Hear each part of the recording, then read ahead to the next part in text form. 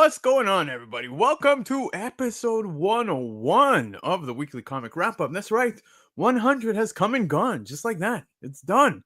But I want to give a big thank you to everybody who tuned in for episode 100. It was an absolute blast, man. Everybody who hopped on, partook in the festivities, donated. So much great stuff happened for episode 101, for episode 100. So shout out to everybody. Shout out to the chat, guys. The amount of people showing up, the love, the messages, the support was so appreciated. It was so overwhelming. It was amazing. So, you guys, thank you. I absolutely love you guys. But it's time we continue, man. We continue. That's right. 101. And obviously, I had to bring the energy, I had to bring all of that good stuff. But before we kick it off, I want to just remind everybody, you heard the new intro song. That's a Neon Ghosthouse, man. So definitely go check them out. They're available everywhere on Spotify, Apple Music, you name it. Amazing young dudes that have killer music. I think they're rising stars, guys. They're doing great things, man. I just saw they had a show over the weekend as well. So hoping they make their way to Montreal real soon so I could check them out live, man. That would be amazing. So definitely show some love, Neon Ghosthouse, guys. And don't forget, tomorrow night, man. Tomorrow night, Comic Legion goes live for the new Comic Book Day claim sale, where you can get this week's books in advance. Make sure you scoop up a copy, because if you didn't get them on FOC, this is your chance. So again, Comic Legion goes live tomorrow, 7 p.m. Eastern Time. You've got Lefteros, who's hosting it. I think he was biased with the thumbnail, to be honest with you. But it's okay. It's okay. I don't blame him, man. It's a dope cover.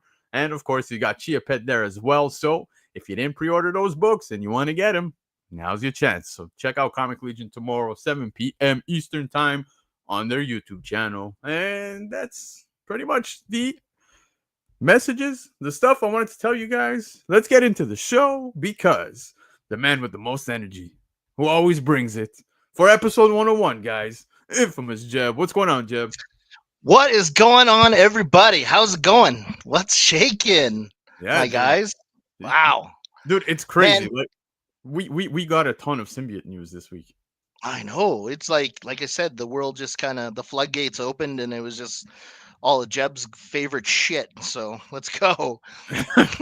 Literally, it's funny because you and I have been going back and forth, and I see us also in our Telegram chat. Which, by the way, if you guys want in, we have a Telegram chat where we share a lot of news and info. Let me know, man. I'll make sure you get an invite if you have Telegram. And yeah, that thing is going all day long, every single day. Tons of info. But yeah, man, dude, the symbiote stuff has been amazing. You just posted some spoilers not too long ago, like right before going live. Yeah, it's a sad day in Comic Done. No, it's not. Sad day. It's a great day, dude. A great day. There's so much going on, guys. You're aware that Lefteros was on a little bit of a break. I want, not even a break. I want to say he had a borderline vacation, but this FOC pulled him right out of vacation. It forced him out of vacation, because this week's FOC is nuts, dude. Did you get your books in? Did you order yet? Yeah. Everything's ordered, man. Everything is ordered. Yo, if you guys aren't trying to do your homework, do your damn homework. Get your FOC orders in, and then there's no crying later on. There's no FOMO. There's no bitching. There's no crying. Get them in. Yeah. Derek, you know what, man? It might be a thing. I think we might look into a Discord, because, yeah, man, great ways to communicate. I want to make sure everybody stays in the loop, not just on, the Sunday shows and stuff like that, but just in general. Lots of good stuff, man. Jeb's always bringing fire.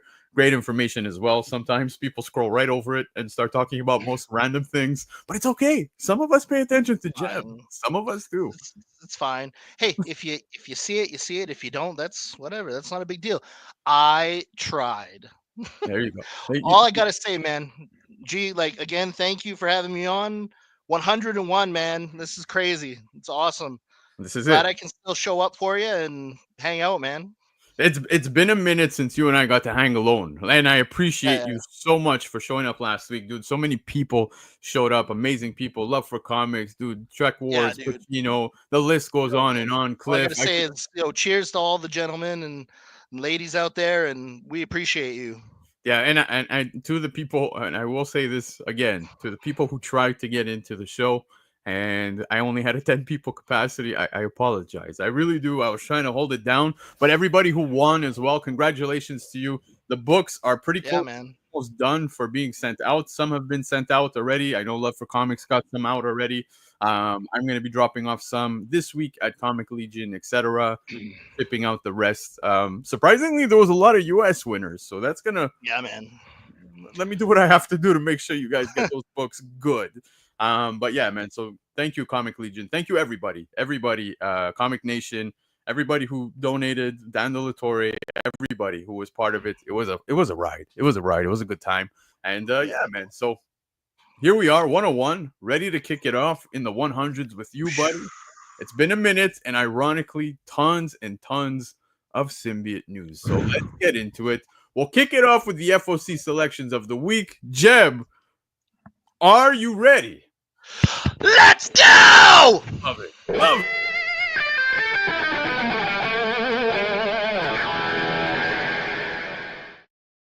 All right, boys and girls, it's that time. It's the FOC selections of the week, and we ain't getting no baby list from Lefteros. No, Lefteros is back in full swing, baby, and we have a huge list for you guys tonight. In fact, he put me to work over 35 slides, dude. That's how many books are available this week on FOC, and let me tell you guys, lots of big heat. Message to the publishers. Guys, communicate. You are coming for our wallets, and it hurts. It hurts. Yeah, man. Communicate. They're dropping bangers all at the same time. You can't do that to us. But regardless, they did it. So if you do want to pre-order and you live in the United States, you got Comic Nation. You can go visit the website, comicnation.us. They got 15% off of the cover price.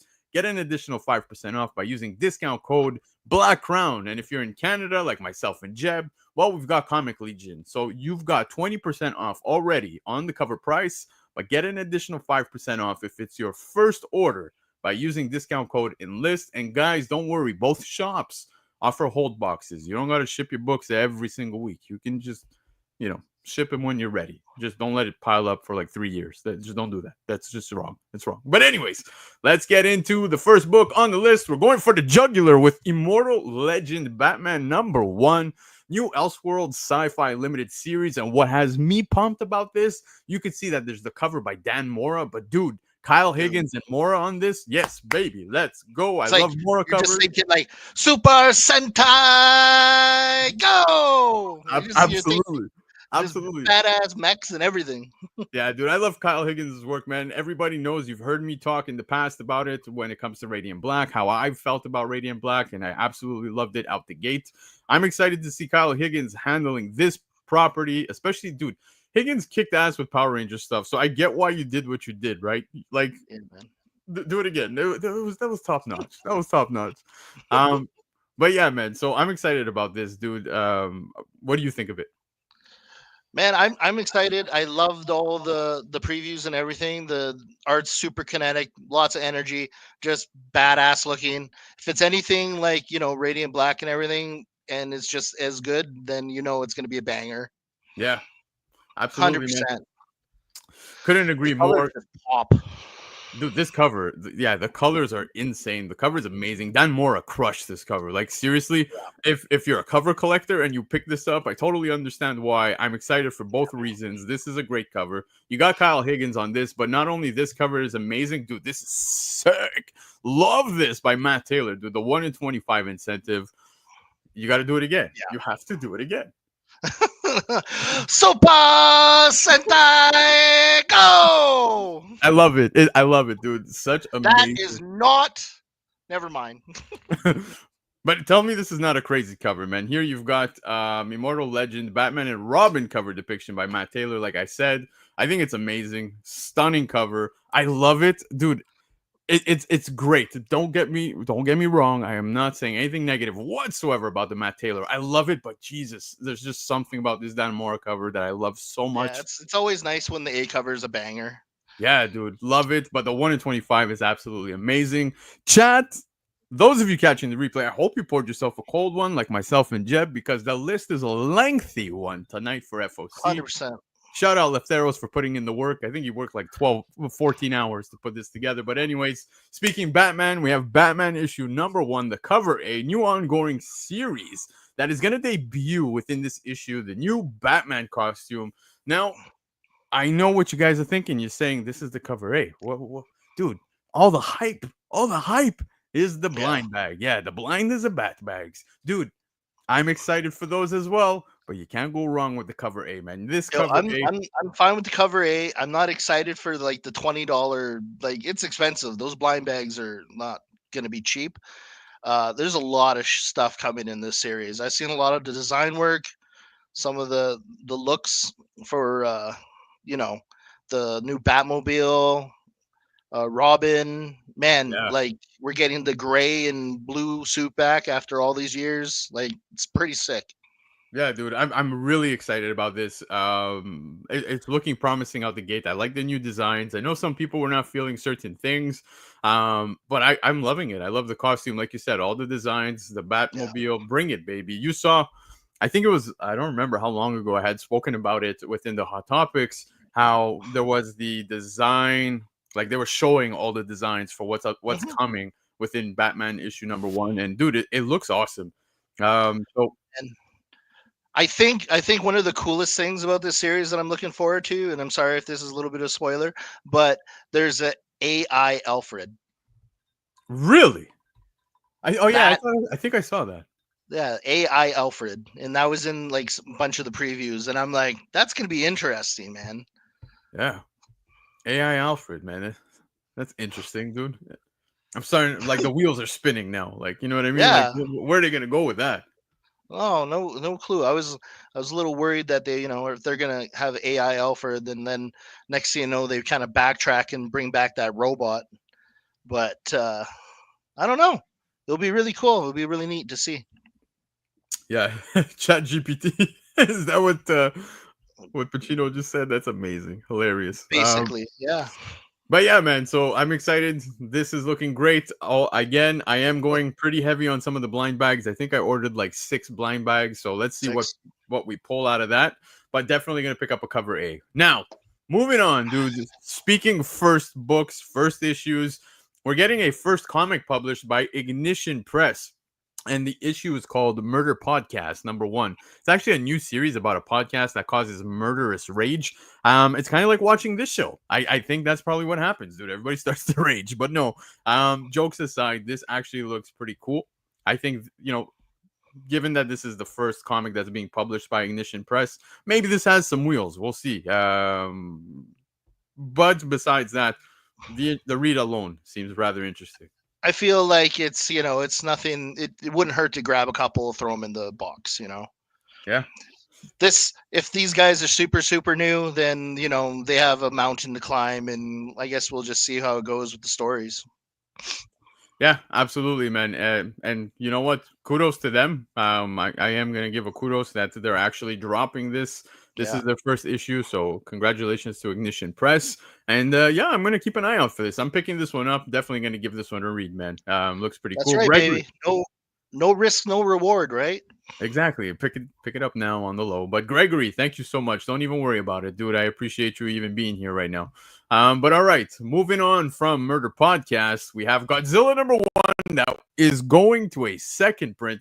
First appearance and cover of Lament. This is an intelligent kaiju because apparently most kaijus are not too smart.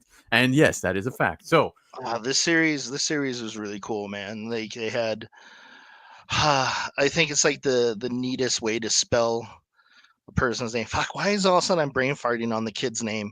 Anyways, super awesome series.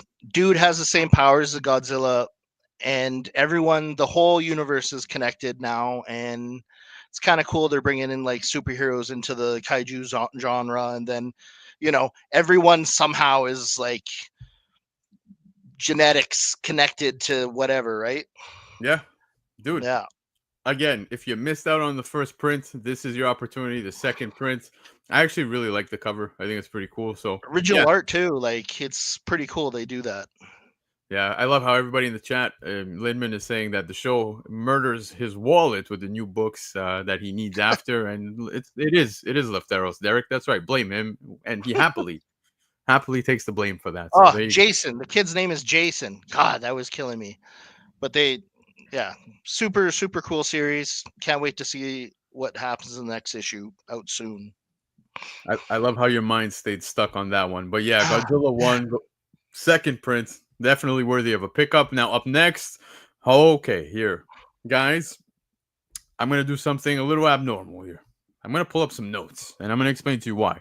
I'm not the biggest Star Wars guy, but Left Arrows did bring the fire when it came to this one because Star Wars Tales from the Nightlands, issue number 1.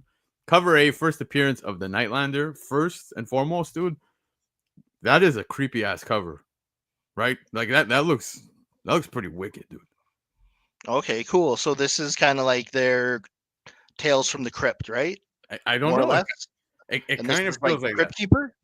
So it kind of feels like that, but apparently this one's going to feature a story of Anakin Skywalker in which he encounters an entity we have never seen before called the Nightlander. The solicitation refers to it as a Star Wars boogeyman. So sign Lefteros up for that. He's totally picking this up. And I think if you are into that, there's nothing wrong with picking No, this up. dude, I think that's sick. I think anything that I don't know, like I like cool like cryptid type things, right? So Star Wars has their own cryptid monsters and boogeymans and shit. That's kind of cool to interesting to read about.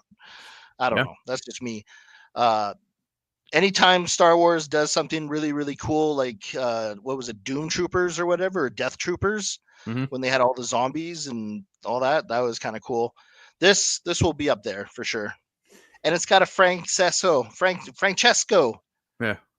Francesco Francesco. does like all the cool like horror movie poster type art, right? So Dude, you know what? The cover alone was a sell. For me, I think it's a really nice cover, dude. But you know, going over Lefteros' notes, it seems pretty interesting, man. Anakin encountering this character, kind of curious to see what kind of story is gonna unfold. If it's gonna be kind of like horror-ish or whatever. But yeah, I'm not gonna lie, I'm pretty intrigued. And like I said, I'm not the biggest Star Wars guy, but if there's any Star Wars book that I think I am definitely not going to pass on. It's actually this one here, guys. Star Wars: The Legacy of Vader, issue number 8. This is the main cover. We're getting the first appearance and cover of Tava Ren, Knights of Ren leader. So you have this Derek Chu cover that is available. But dude, I'm loving this Stephanie Hans variant that features Tava Ren on it, and yeah, this is a stunning cover. Now, reading again the notes from Lefteros regarding this, I'm gonna pull it back to the main cover here, and you know, he says that a lot of Star Wars fans love the idea and design of Kylo Ren, but did not quite like how the character turned out in the sequel trilogy. And he says, I am not saying that this is everyone, but the fan base certainly seems split at the very least. Which is pretty true because when I see people talking Kylo Ren, that's how it kind of feels like some people either really love it or some people don't. However, he thinks even those who are not fans gave this series by Charles Soule a chance.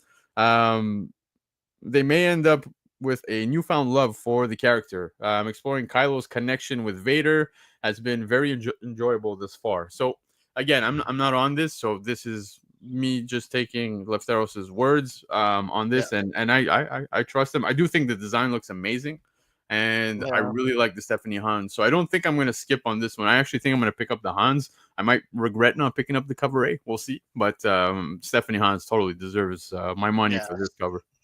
Stephanie Hans can just take my money. It's fine. Yep. I mean, like I say, I'm not a big Star Wars person, but this is pretty cool stuff that they're bringing out. So I would say it doesn't hurt to grab a couple. Doesn't Yeah. hurt. So this is a badass cover. She's got a cool helmet. Yeah, That's like dude. half. That's half the battle. Look cool. Yeah, and I do feel like it, Lefteros does mention how this kind of looks like it could have been an incentive, and I agree with him. There are those Yeah, covers that are incentives that could have been regular covers, and this is the reverse where I do think this looks amazing. Could have been an incentive, but no, we got a Kyle New. Yeah, look at that for an incentive, dude. That's a wicked cover, man. I yo, really like this one. Cal. I love Cal. Yeah, He's always been one of my favorites, especially when he does like his anime stuff and all that. So yeah, 100%. This is badass. yep. This is an amazing cover as well. So yeah, I'm really liking the two options here, the two books. Yeah. between Star Wars: The Legacy of Vader 8 and of course Tales from the Nightlands. I can't believe I'm saying this. I'm picking up 2 Star Wars books on FOC this week. Look at that. Look at Yeah, that. buddy. But Yeah, anyways, buddy, man. yeah, let's keep it rolling. Universal Monsters: The Invisible Man, issue number 1. This is the cover A miniseries based on The Invisible Man by James Tynion. Pretty cool. I like this. Now, hold on, because in my I just opinion, went dude, this invisible. Did you guys see it? I saw you covering your face. I'm like, what's he doing? But I yeah, was just invisible again. what a guy. That's This stupid. dude, the Christian Ward. Look at this 1/100. This is sick, man. I love this cover. Clean, very clean. You know, actually, it wasn't. It was like, honestly, like only been like a few months, but around like October, I watched all three of the original Invisible Mans, or the other two. The other one was like meets Abbott and Costello. Hmm. Anyways, I watched them. Dude, this kind of messed up. It's like taking the Invisible Man, power and everything, and then it's kind of like you're getting sick from mercury or whatever, and it makes you go crazy. I didn't realize that's what it was about. You know what I mean? Like, but yeah, it was good movie. Yeah, well, when it comes to Universal Monsters, The Invisible Man, we had Tynion on Dracula. That was a thing, and people enjoyed it. So I think Invisible Man with Tynion on it, there's, I dude, I almost feel like Tynion doesn't like miss at all. Nah. Almost every series I've read's been enjoyable. I will say that Something Is Killing the Children got dragged out for me, with a little bit of a hiatus in between, so that kind of sucked. But Yeah. otherwise, I've got faith. I think this is a cool pickup for sure on FOC this week. Now, up next, dude, cover grab at 100%. I've actually been reading Lost Fantasy. It's actually really fun, dude. It's a good book. And I think the homage covers make it that much more special to a lot of the video games that we see. And here we have Hmm. another one, man, with issue number 4. This Bloodborne homage, dude. The auto cover is actually sick.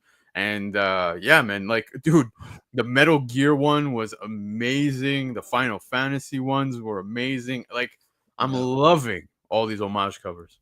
I just love that he's got the big bloodborne weapon. I was watching a video like not recently, but the guy like created like a full bone like real one. And it was just badass. Yeah. Yeah, it's just such a cool design. Yeah, David Lepage, me too, dude. Hooked on the video game homage covers, and I agree with you. I also agree Yeah. with you when it comes to this one, man. I don't think stores are going to be ordering 100 copies of Universal Monsters: The Invisible Man #1. So yeah, I think this might be a rather scarce book on the aftermarket. We're not going to see too many copies. And bro, white cover. Like, Yeah. let me tell you, it's got all the makings of getting marked up and brushes of oily hands and it's just white covers are suck. Yep, they do, dude. But Pacino, me too, man. They've done this for pretty much all of them. Even when they went for the second print on that issue #1, where they made it like the Mhm. greatest hits for the PlayStation on the side. I love those fine details. As gamers, man, I think we appreciate the attention to detail and stuff like that. So I love this. Total cover grab for myself this week. Now, Mark Spears fans, the Monsters now hits issue number 7, and we've got the Headless Horseman cover depiction, of course, by Mark Spears. Wonderful cover, but the covers keep coming, and I think this is an amazing homage right here, where you've got a Halloween 3 homage cover by Mark Spears. Now, the cover is only available through Diamond. Yikes! Yo, Yikes! That sucks. But yeah, I don't know how many of these are gonna make it out there if that's the case, man. I have no idea. If it's always great to get a lot of people hate Halloween 3, but it was actually I quite enjoyed it as a movie, as long as you never thought that it was ever connected to Michael Myers and anything. Yeah. But this is a sick homage. Monsters is unstoppable. Like Spears is unstoppable. The guy puts out fucking work after work after work. The guy must like stay up 24 hours because there's no way someone could put out this much work. Or he's had this all done for the last like 5-6 years, Yeah, the and then art's now been he's work. just releasing it, you know? I always love catching him over on Beyond Wednesdays with Brian McClay, man. Yeah.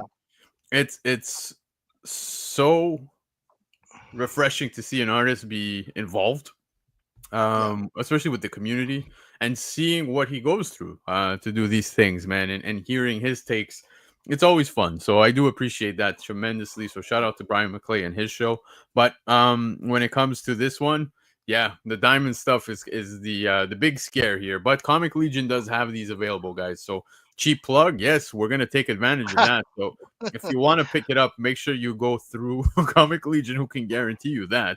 I don't know. I hope Diamond doesn't mess that up for them. But Keen Spot is having their best year, and that is without a doubt Yeah. facts. Without a doubt.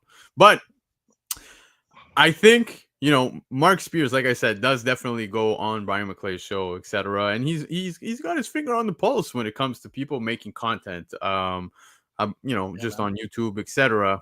He came out with this 1 in 25 incentive, and this 1 in 25 incentive is an homage cover. If you guys have heard me talk over on Covrprice and as well on this show, I've said it many times how I think Mark Spears really shines when he does originals.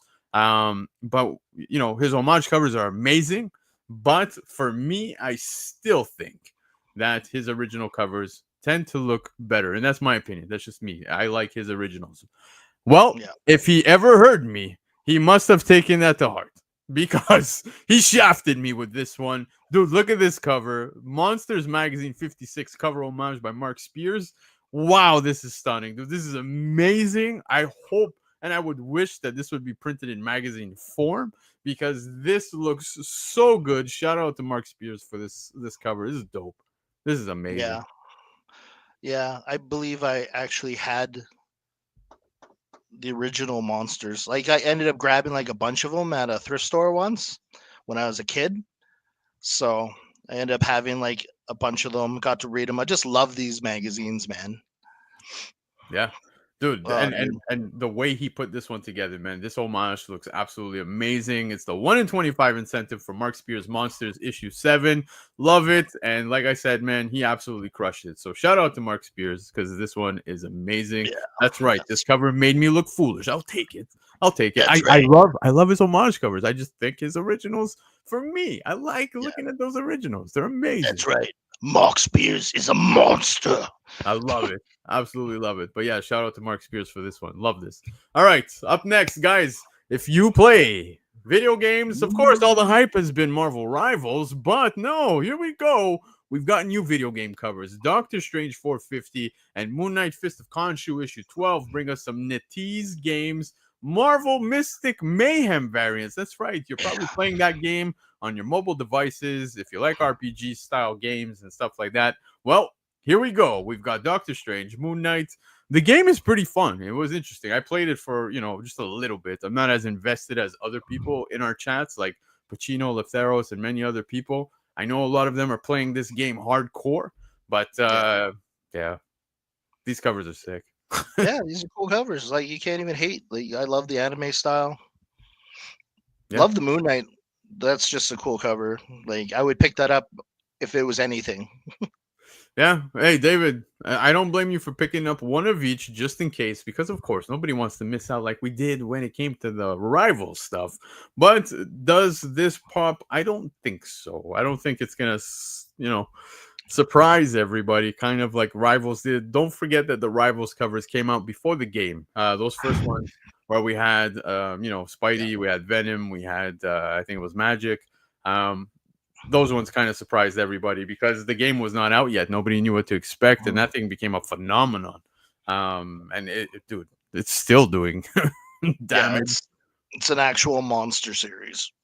Yep, exactly. So And two, I've never seen a video game have such impact on just comics in general, where it's just making all these characters first appearances and some obscure characters first appearances just pop by creating like new skins and everything, right? It's really cool to see. yeah.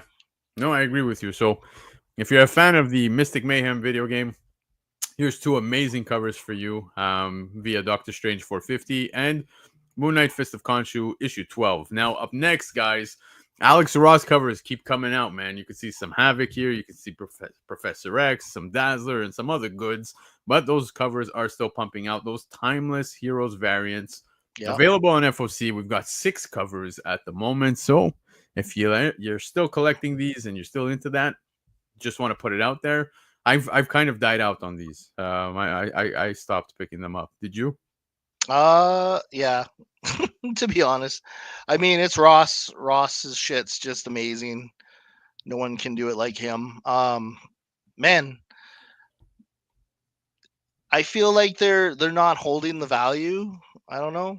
1 in 100s are not bad, but I feel like the A covers aren't really holding the value. But they're a cool set to have. Yeah. If you want to have a set of something, this is one of the coolest sets you could have. If that's what you hunt, right? Absolutely. And I'm with Chip Ed, man. I think Havoc, it looks amazing, man. Even the Professor X, they all look great. They all look great, man. It's just, it's really hard, dude. It's a commitment financially if you want to complete the whole thing, man. It's up there in price, man. Just the first go around cost me quite a bit. If I was saying that people dropping off is great for spec when people go back for sets, and yeah, that's true, man. With more people dropping off down the road, people are going to be hunting these if they want to collect, like you said, man, and complete the set, right?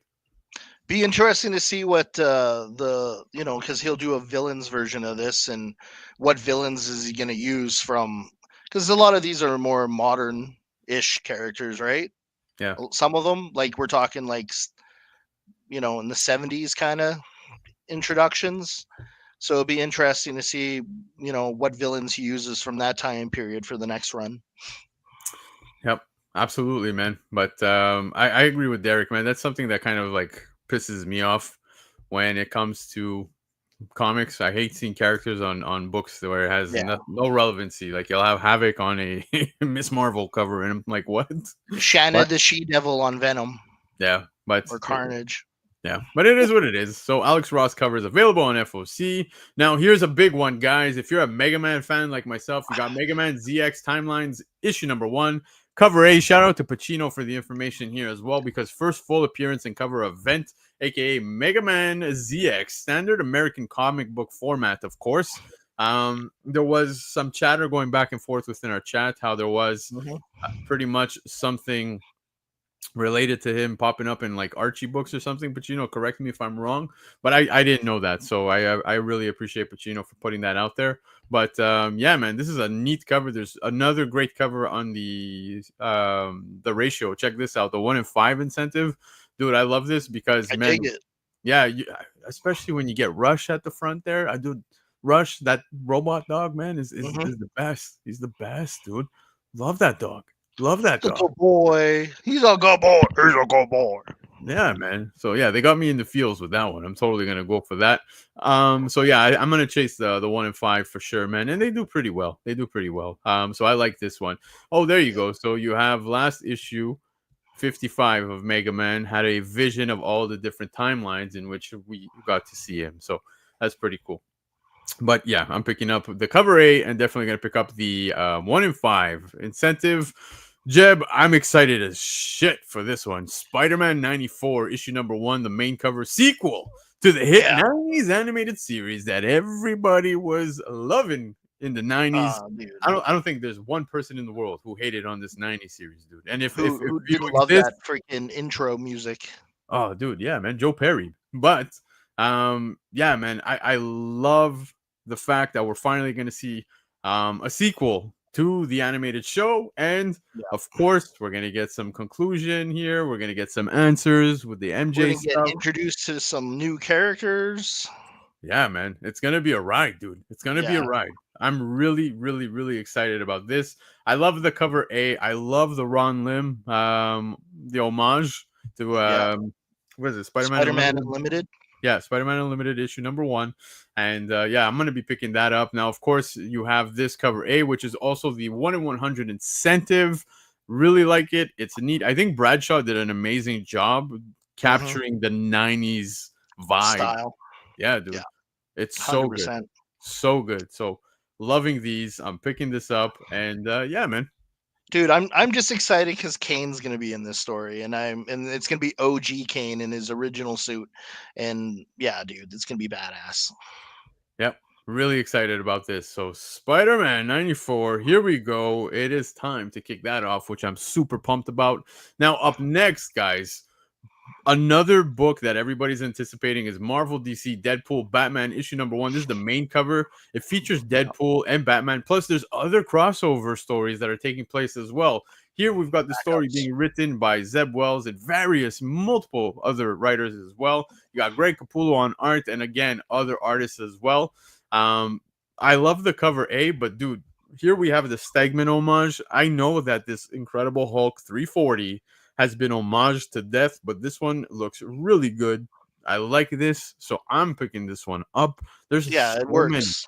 Yeah, it works, man. It works. It's not forced. It works. We could see Batman doing this. It's 100%. This is a cool homage. Yeah, dude, and the entire arsenal of covers that are available on FOC this week are probably responsible for a good portion of the money that's being taken via FOC this week, because man, I'm spending a pretty penny on FOC thanks to just this title right here. Because up next here you've got this 1 in 100 incentive by Art Germ, but it's also available in a cover A, and not a cover A, sorry, or in a regular cover, so you can pick that up. I'm gonna opt out and definitely pick up the regular cover because I'm spending way too much money. Alex, you don't even want to know, man. I think on average, dude, I'm anywhere between 60 to 100, easy, and that's like, it depends on the week, you know what I mean? Am I going multiples or not? I remember over on Comic Legion, I kind of threw in the towel yesterday because I started doing my FOC. I was 3 out of 7 pages in, and I was at like $100. I even messaged the Theros. I'm like, yo, this one's gonna hurt. This one's gonna hurt, dude. And dude, if I don't spend like $200 to $300, I will shock myself.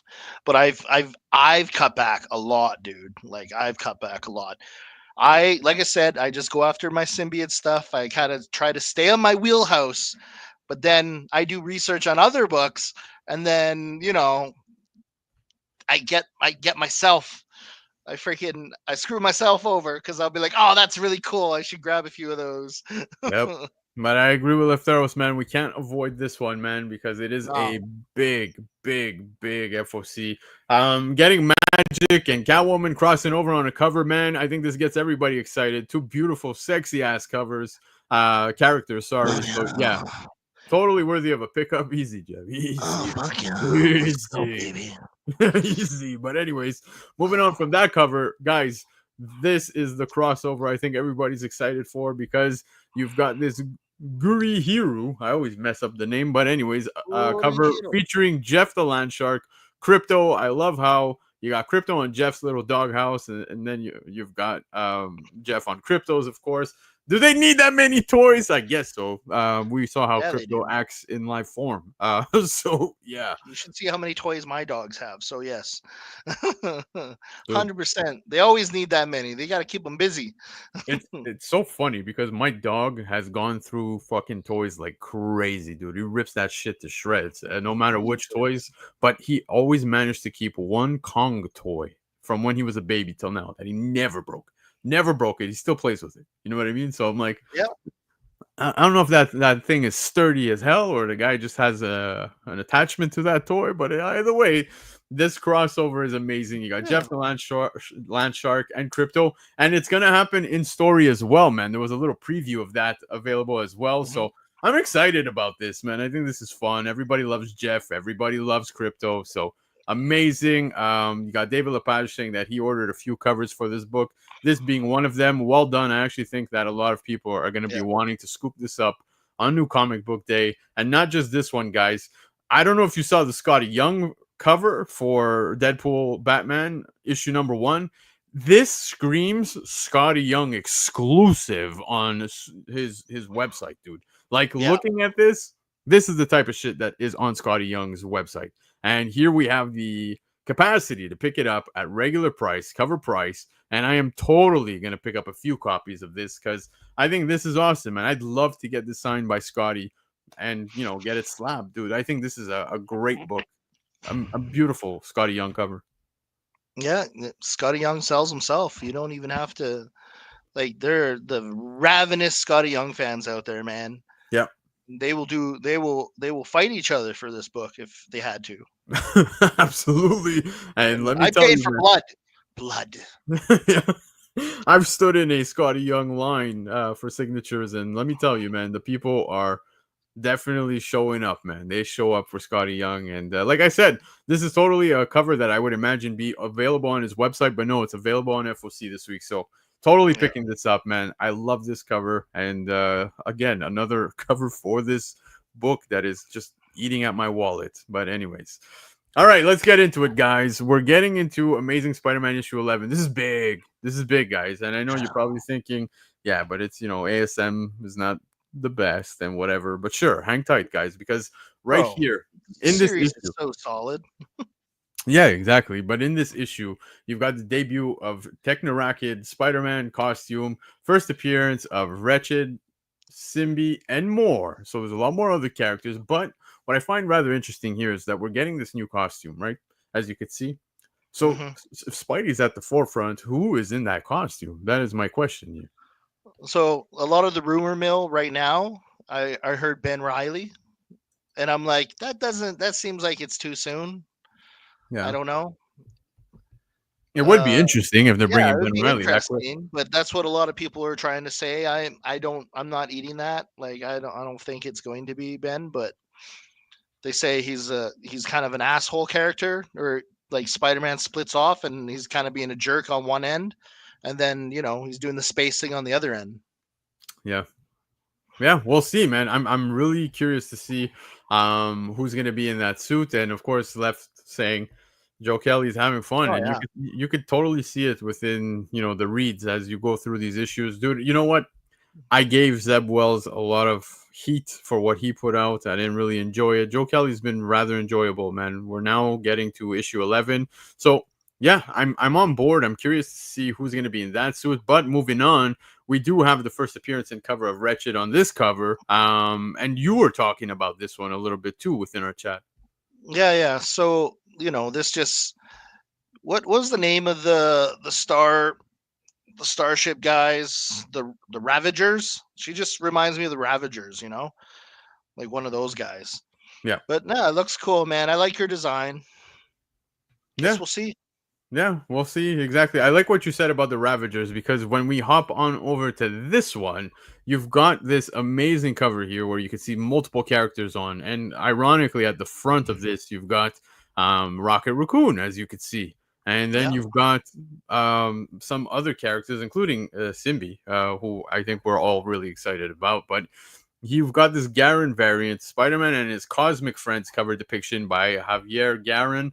Now, Spider-Man and his Cosmic Friends is what it's being labeled at the moment. But it is very interesting to see this team showing up on this cover. So I'm not too sure Yeah. where they're headed with this team here.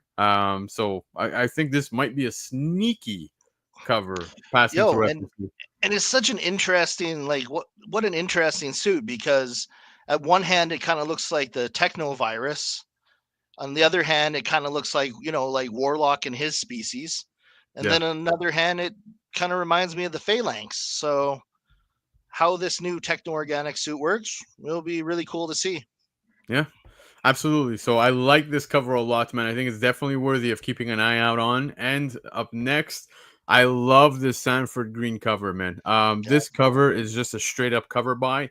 Nothing to it spec wise, but the cover itself, my oh my, this is amazing. It kind of gives me ASM 100 vibes. If Yo, those faces in behind. you do Spider-Man and you do a lot of webs. It's a cool cover. Yeah, absolutely, man. Give I me think more webs. More webs, people. Yeah. So I think Sanford Green did great. And like I said, it kind of reminded me of ASM 100. But hey, guys, check this out. We do have an ASM 100 homage, and here it's by Vecchio. That's right, Luciano Vecchio, giving us this amazing Spider-Man 100 homage. But you got a crossover with Disney characters right here. And of course, we've got Stitch on it. This is a pickup for me, of course, because my kids love Lilo and Hmm. Stitch. So yeah, I'm picking this up. Yeah, Luciano's just killing it. The guy is exploding right now. His designs are everywhere. His artwork is just clean. Yeah, 100%. Yep. So very, very cool cover. I like ASM 100 as a cover in general. So yeah, throw in some Disney. But here we go. Let's Simbi. go. Yeah, first full appearance and cover of Simbi. And what a cover right here, man. I think the cover is great when it comes to this one. Ben Su did a great job. What do you think? Yo, Bensu's always killing it when he does like the symbiote covers. Remember the Venom one he did, Yep. where it's just the mouth coming up all red? That's such a badass cover. This is a no brainer, guys. This is a family friendly. This is gonna be freaking plush toys. Yo, this has got such big Jeff energy. You can't even imagine what's going on. I agree. I agree when it comes to the Jeff energy, man. I think it's totally there. It really reminds me of Jeff. Makes me feel like it's a Jeff aura. You know what I mean when it comes Got to the that. symbiote stuff. You got the cartoons coming out next year. No, not Yeah, yet, but I but I can do. see it. Yeah, and I think this is totally worthy of a pickup, man. Especially that we're getting the first appearance of Simbi in this issue, so definitely gonna be scooping this one up as well. ASM, Deadpool, and Spider-Man 94 are taking a good chunk of my wallet this week. But I hope your wallets are perfectly fine and ready to go, because if you want to order any of these books, well, here's your options, guys. If you live in the United States, you could go visit comicnation.us. They've got 15% off of the cover price, but get an additional 5% off by using discount code Black Crown. And if you're in Canada, well, you got 20% off every single week. But if it's your first order, use discount code Enlist to get an additional 5% off. Lefteros is back. We pulled him out of vacation. This FOC list pulled him out of vacation. He had no choice. He had to put in the work. He had to do the heavy lifting this week because, Man, we yeah, appreciate it. We appreciate it, man. Like I'll go, double check and I'll go look at his stuff and I'll be like, man, like the amount of work he puts in. Yo, hats off. We salute. appreciate you, brother. Yep. Salute. Cheers, dude. But yeah, man, if you guys want to read more into why Lefteros selected some of these books on the list this week, well, go and check out coverprice.com. You can read the entire write up, of course. And don't forget to subscribe to their YouTube channel, because you can catch myself and the crew going live for the top 10 every week, as well as the Shakers. Now, if this is your first time here hanging out tonight, yo, hit the subscribe button, hit the like button, comment, join the live chat, show up every Sunday. Let's hang out. I appreciate you. And yeah, that was the FOC selections of the week. All right, Jeff. We're flying through it. We're flying through the show tonight. We've got some market books to talk about. So, sir, let's take a drink. I hope everybody's got one. Salute. Salud. That hits. It hits nice. Hits nice. It's time for market, baby. You ready? I'm ready. Let's go. Vamos.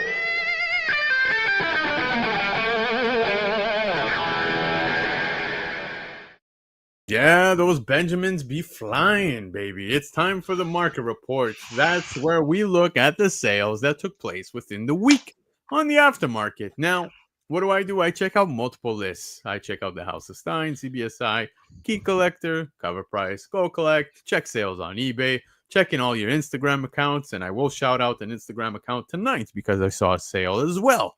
But most importantly, Michael Baker. That's right, the Baker Shakers. Michael Baker hits me up every single day with sales that take place on the aftermarket. And let me tell you, he blows up my DMs.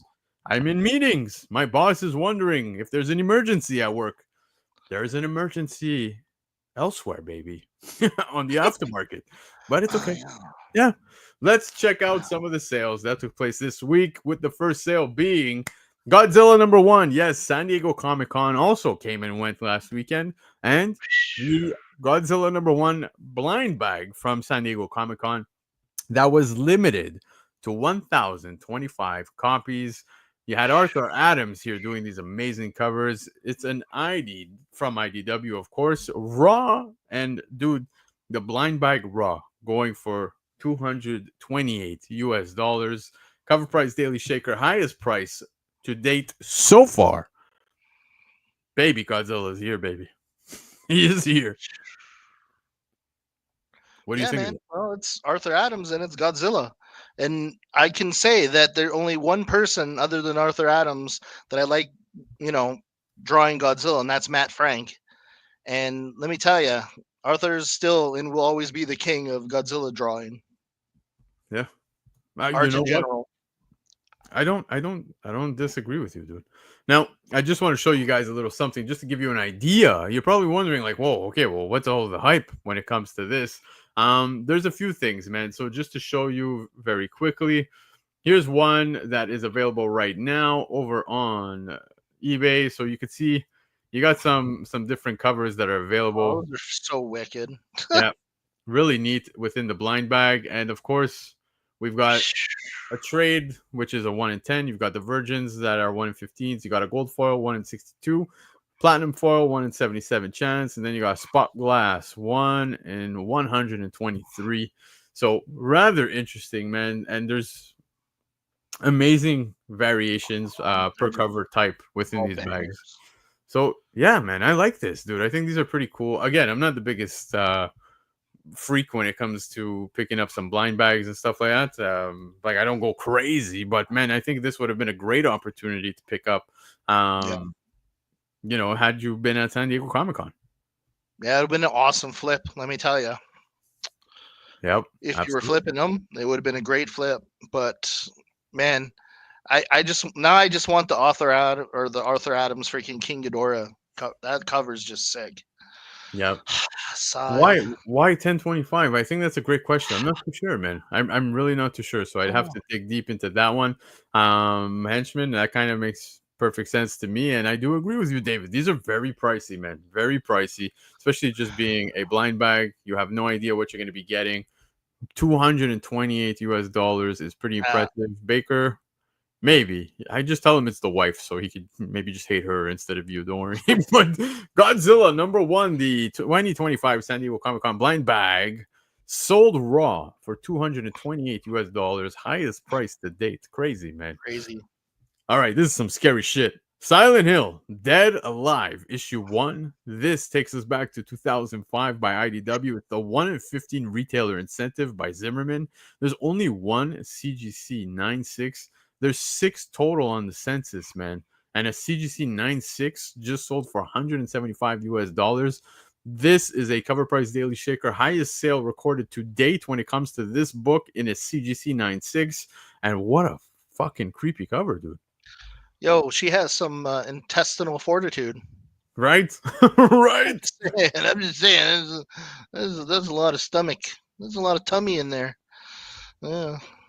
Shit. Zimmerman brought the scare, bro.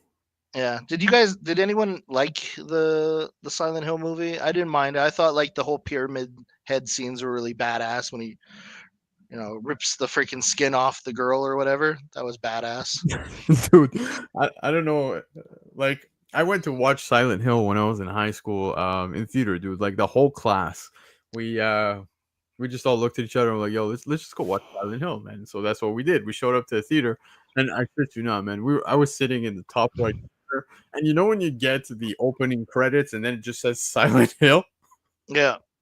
There was somebody at the bottom left of the cinema. We were sitting all the way at the top right of the theater, and the guy just screamed at the top of his lungs. He was like, Silent Hill! And I was there. I was like, I thought I was part of the fucking movie. You know what I mean? I got scared. The guy screamed so loud, and then we just started laughing because I noticed it was him, and I'm like, holy shit, that was amazing. They need to put this in the film because I jumped, dude. I jumped. Everyone's like, what are you doing? And he's like, nothing. I'm good. Nothing. I'm good. I'm cool. I'm good. Good. The guy was on something, man. But yeah, man, I enjoyed the movie, man. It was okay. Nothing too crazy. I do agree with you with some scenes, but yeah, it was good. This cover though, when it comes to the book, this is creepy as hell. This is creepy. This is almost as creepy as like, what was I reading just recently that like Matt Rife just bought the Annabelle doll. Yep. This is right up there with that type of shit. I'm just like, ugh. Dude, my wife is like all devastated because she loves Matt Rife, and I'm like, he's gonna die. Yo, he's dead. He's toast. He accepted some bad juju into his freaking world, man. That was especially dumb. especially that That the was. There's gonna be a pretty good joke though. Some comedian's gonna fucking have such a good joke about it though. oh, absolutely. They're gonna be like, well, he's fucking around with forces you do not understand, sir. Yeah. Oh, Canadian Survivalist is saying he bought the whole museum. That's nuts, dude. That is absolutely nuts. I knew about the doll. I didn't know he bought the entire museum. That's crazy. But yeah, I just hope everything's gonna be fine with that guy because I love watching his skits. But anyways, Silent Hill, Dead Yo, Alive, he's issue number he's one. freaking hilarious. He is, he is. The 1 in 15 retailer incentive by Zimmerman, CGC 96, $175. Speaking of some scary covers, unfortunately, guys, we lost one of the all-time greatest, the Prince of Darkness himself, Ozzy Osbourne. The Let me sales have hear been going. you scream.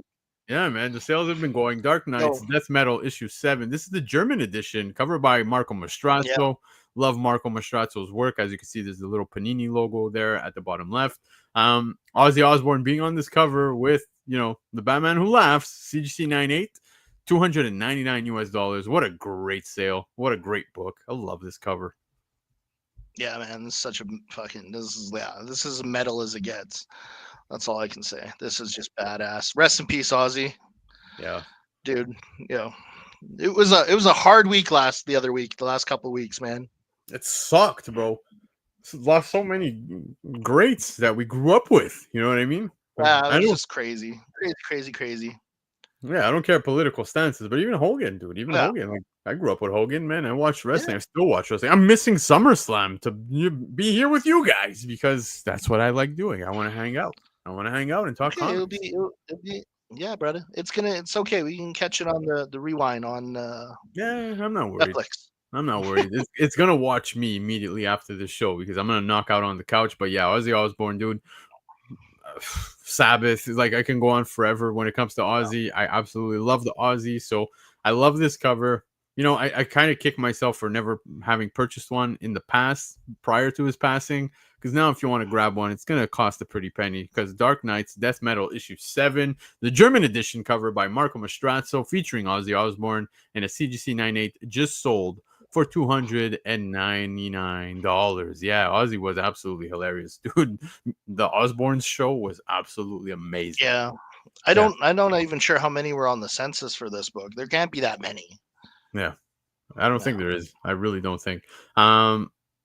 Yeah, exactly. The Batman Who Laughs looks like a fanboy getting his pick with the hero. That's hilarious. I love it. Now I can't unsee that. Can't unsee that. But anyways, up next, Ultimate Spider-Man, issue 35. Now it's funny because we just got Ultimate Spider-Man in the current Ultimate Venom in the current Ultimate Spider-Man run. Now we go back to 2003 with the first appearance of Venom, Eddie Brock in the Ultimate Universe, CGC 98, $140. This is actually a cover price daily shaker, and it's the highest sale recorded to date on cover price, which is not too shabby. $140, dude.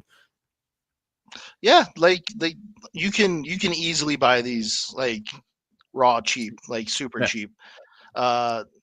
I would say you'd still be able to get a few of the 9.8s. I saw a whole set of the 9.8s, but like the original like CGC cases for like $300 for the whole set of all this whole arc. Which I keep thinking that I might want to go buy that one of these days, but man, whoever gets it, that's a hell of a deal. Heck of a deal, in my opinion. Yeah, it is a good deal. But I wonder if somebody paid a little more than the norm simply based on the current news. 100%. I hope that's not the case. I hope it's not the case, but I don't know. I think so. Man, nobody saw it coming. It was like nobody saw it coming. It was like one of those things where like, okay, maybe it's not going to happen this, series, but maybe some other series, and all of a sudden out of nowhere, just fucking, well, blam, it's in your face. There you go. Welcome to the fucking show. I'm here, and it's crazy. I went heavy on that Ultimate Spider-Man issue 19. I got a lot of copies, man. A lot of copies. Me too. I'm sorry if I was hyping it up a lot, guys, but it was really exciting for me. I don't blame you. I don't blame you. I got a lot of copies, but Ultimate Spider-Man 35 from 2003 in a CGC 98 just hit $140, and yeah, Alex, all day long a $5 book in the bins. So yeah, very interesting. All right, G.I. Joe #1. Here we've got a Baker Shaker 2024. This was a Skybound employee gift. It's the blue foil and obviously has the first full appearance of Risk, a run near mint, just recently sold for $500. I like these employee giveaways that we keep seeing over and over again, keep popping up on these lists. This was actually also a Covrprice daily shaker. But I like this. I like this, man. These are crazy to see. Yeah, these are really cool. Like the one Spider Web of Spider-Man one that they had for a while that was running around. They handed out. That was a really cool one. This one's a really cool one. The Spawn, like the Spawn book that they put out with Yep, there's the Spawn Nick's one on it. Yeah, that one was really cool. There was also the Transformers one, which was great. I love that one. It's probably one of my favorite ones when it comes to the employee books that we've seen throughout time. But yeah, dude, I love seeing these. This G.I. Joe is just absolutely amazing for issue #1. Again, these Skybound, not just Skybound, but these employee gifts, giveaways, or whatever it is, man. So cool to see every now and then when, sales do take place on the aftermarket. I love catching these to see exactly what they sell for, and I don't frown upon these prices because these are very hard to come across. So yeah, if you have man, the opportunity, these were never meant to be out in like the regular public, right? Nope. So, like, if you get one, good on you. Like, Yep. It's not a bad idea. It's not a bad investment, in my opinion, just because time increases everything. In my Yeah. Not everything. We'll visit. Not everything, but not Ultimate Spider-Man, but yeah, we'll visit a book in just a minute, man. When it comes to such things, but G.I. Joe #1, the Skybound employee gift that is a blue foil in a run near mint, just sold for $500. What's going on, Metal Elf, man? I appreciate you being here. All right, up next, check this out. Comic. Oh, hold on. This is Cocaine Comics, issue #3. And there's a lot going on here, man. Yeah, there's a lot of nose candy being here and some tatas on the loose. But 1981, yeah, last gasp. 2 CGC 96s on the census, and this is actually the highest grade on the census when it comes to this book. CGC 9.6 sold for $660. That was over on Heritage Auctions. It's a Baker Shaker, but as much as it's a Baker Shaker, I gotta give some love to our brother Derek Nyman, who's in the chat, because he hit up Michael Baker to show him this sale that took place on the Heritage Auctions. And yeah, man, this is wicked, dude. This is a wild cover. Yo, this is everything that your mama told you about not to do. Women, drugs, and the devil. Yep. All the above. Yep. I can just hear Bobby Boucher's mom being like, I swear to God. Bobby Boucher, that's the devil.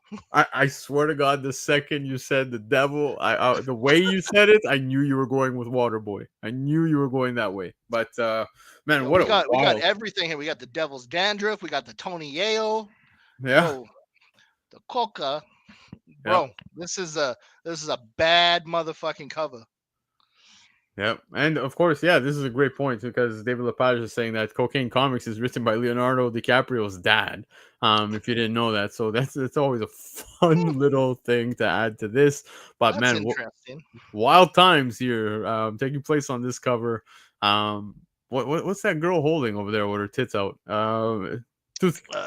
Okay, Tootskies. Cool. Tootskies. Good for you. All the good Tootskies. I like Tootskies. Yeah. Who doesn't like a good Tootski?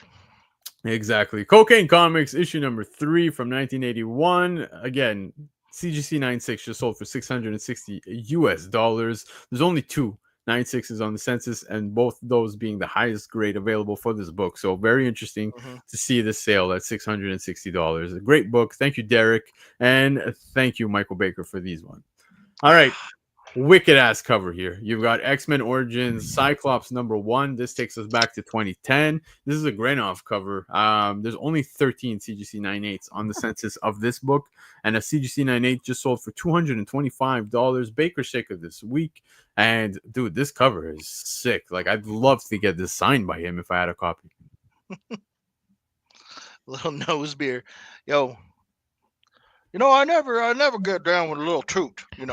Sometimes I have a little beer, but never say no to a little toot. Like, I wouldn't buy it myself, but if someone like gave it to me, I'd be like, okay, I'll have a little toot. Where's this from? You guys, you've never seen that video? I'll send it to you. Where's this from? It was from like a talk show host, like a talk show, and the guy was like talking to, I don't know if he was like a football player or whatever, and he was like, yeah, I have a little beer, smoke a little reefer, but but I don't do toot. Yeah, I would never do no toot, but every once in a while I do a little toot. I love it. But I wouldn't buy it myself. But you don't want to be disrespectful. You just want to have a little toot. Definitely send me that video, man. Send me it. But this is Andy Granov killing it as per usual. Andy Granov is just an amazing painter. Fucking the range this guy has, his color jobs are just amazing. Yeah, dude, I love this cover. It is so good. I've actually never said color jobs. That sounded horrible. Anyways, I've never seen this. I've never even seen this until this was sent to me by Michael Baker, and I'm like, man, I really got to dig in my bins and see if I could come across this, because I think it's a stunning cover. It's looking like it's a pain in the ass because of the all black, dude. It's gonna all black 9.8s, man. Hardest book in the world. Yeah, man, agreed. And dude, Metal Elf, I couldn't agree more, man. I really think that Granoff is very underrated. He still gets his praises, though. He does get his flowers, and like, he is absolutely a legend. But man, what an amazing cover. This is stunning. Only 13.98s on the census, so I could totally understand why X-Men Origin Cyclops #1 in a CGC 98 just sold for $225. Beautiful book, absolutely stunning. All right, time to revisit some books here. Wow. Yeah, let's look at Young Avengers #1. Look at this, guys. This is considered highway robbery. 2005, first appearance of the Young Avengers. CGC 98, $130. Yo, everyone who bought this book in the fucking COVID era at super high prices, I'm sorry. I'm so sorry. Yeah. Rest in peace. I want to cue the song Free Falling, simply because that's what this book is doing, man. It's down to 130 US. This is a crazy drop. If you guys ever wanted to pick up a Young Avengers, it's looking like it's a good time. Sure, they might go that route in the MCU, but my, oh my, has this come down significantly. We were seeing 4 digits at one point, and here we are now looking wasn't it hitting like $600 at one point? Dude, I felt like it was like $600 for this book. I was seeing people trying to sell it at like 1,000 Canadian, man. I'm not even kidding. Yeah. This being the COVID numbers, like you said, right? Yeah, dude. When everyone had that expendable money, we didn't have that expendable money, but when everyone in the States had that expendable money, let me tell you, fuck. Yeah. Some crazy. No, we some people here had that expendable money. Trust me, man. I knew some people doing some stupid things, but besides the point, man. Young Avengers #1. What a drop. I think this is a good pickup right now, guys. If you guys want to spec on it, sure. Great book to have in your collection. I think the Young Avengers are a great. It's a great read. I enjoyed Young Avengers, dude. I like this pairing here, man. With Iron Man. The art is awesome. Good read. Yeah, man. Yeah, and now it's a good value. I agree with Leftero saying under the circumstances, I think the fair market value is fair. Yeah, it is. It's very fair. It was pushing 1,500 to 2,000 on eBay. Yeah, that's what I'm saying, man. I was seeing a lot of those sales, man. A lot of people pushing those 4 digits, and now seeing it at 130. Dear Lord, how the mighty have fallen, as you guys said. So very, very interesting to see, man. And I wonder if this is going to go to double digits very soon. It's getting close to that. Yeah, what goes up must come down. Hell, you could probably argue, like you could probably hit do a bid and be like, hey, I'll give you 100 for it, and they'd probably sell it for 100. Yeah, I really think, I'm enjoying revisiting some of these books that have peaked. I don't want to do what, like, Cover Price is doing the 2 year, 3 year, 4 year reflective with Izzy, who does a great job. But I kind of want to start digging and see, some of these books, and I might do some videos, man. I just not looking at months from years ago or whatever. I just want to start looking at some books that just have absolutely come down and might be good grabs, man. So don't be Yeah. surprised if we start seeing some content of such separately from Sundays, guys. But this is just an example, and I think it's crazy. Young Avengers #1, CGC 98, $130. Wow. All right. Ghost Jesus. Spider issue #2. I gotta give a shout out to my brother, Mr. Longshort, who I absolutely love dearly within this community because he puts out some amazing content. If you guys are not already checking him out over on Instagram or on Nearing Nirvana's channel, where you could catch Long Story Short, he just posted today that Ghost Spider 2 from 2019, the 1 in 25 ratio cover by Peach Momoko in a raw sold for $660. That is impressive coin for this book. Dude, Um, you, I and Go it ahead. doesn't even hurt that bad because I just sold this book last month for 500 US. Yeah, that's what Yeah. I'm getting at. Is you sold it at 500 US. Now we're looking at a sale of 660. Debatable here, but is it Peach Momoko's best cover? I think it's It's up there. no, it's like when she first came out, right? This is when, when I first saw her, I was like, wow, she uses like pencil crayons to do the art, and it was really cool. And I was like, oh, I'm definitely grabbing this. This girl, I didn't even know who she was when I got this book. You know what I mean? Yeah. This is like one of her first books that blew up. Yeah, man. Alex, I appreciate you dropping Mr. Longshort's IG page, guys. If you're not already following him, please do so, man. What an amazing guy to have in our community. But David saying Black Cat 1 is her best cover. I think it's up there. Yeah, dude, I really think so too. Black Cat 1 is one of those. This Ghost Rider 2 is definitely, I would put it in top fives, man. And guys, I'm very picky when it comes to Momoko, man. Like, Momoko doesn't always slap for me, so when it does, it slaps hard. This being a huge sale, Jeb brought up some great points as well with, some of her, I guess we could say, earlier work on the Marvel side, I guess we could say. But regardless, still a big sale. $660 isn't chump change, man. And that's raw, guys. Like, yo, Yeah. I've seen some slabs going for very close to this price and like 9.6s and stuff like that. So like somebody's taking the gamble on this raw at 660. That's big. Man, the one I sold would have been a 9.8 all day probably. I was just too lazy to go take it in and fucking send it away. And it's like a $2,000 book in a 9.8. Yeah. Yeah. I like it. It wasn't a big deal. Like anything that I buy, it's usually to, you know, get me more Venom shit. Anytime I buy this stuff. I hold it for a little while, then sell it, make a little buck. It's not a big deal. But this money went to a really cool sideshow statue that I have to wait forever for. Yeah, hey, dude, nothing wrong with that, man. And Metal Elf, I agree with you. It's mostly miss for me, but this one's a hit, so I really like that. The Usagi cover is really good. Yeah, Yeah, dude. Peach has some heaters. Like I said, yeah, some of man. them They're are. 100%. But this is like when she first popped up. Yeah, I like it. But Ghost Rider 2 from 2019 in a raw dog sold for $660. Big sale. Shout out again, Mr. Longshort. Appreciate you, bro.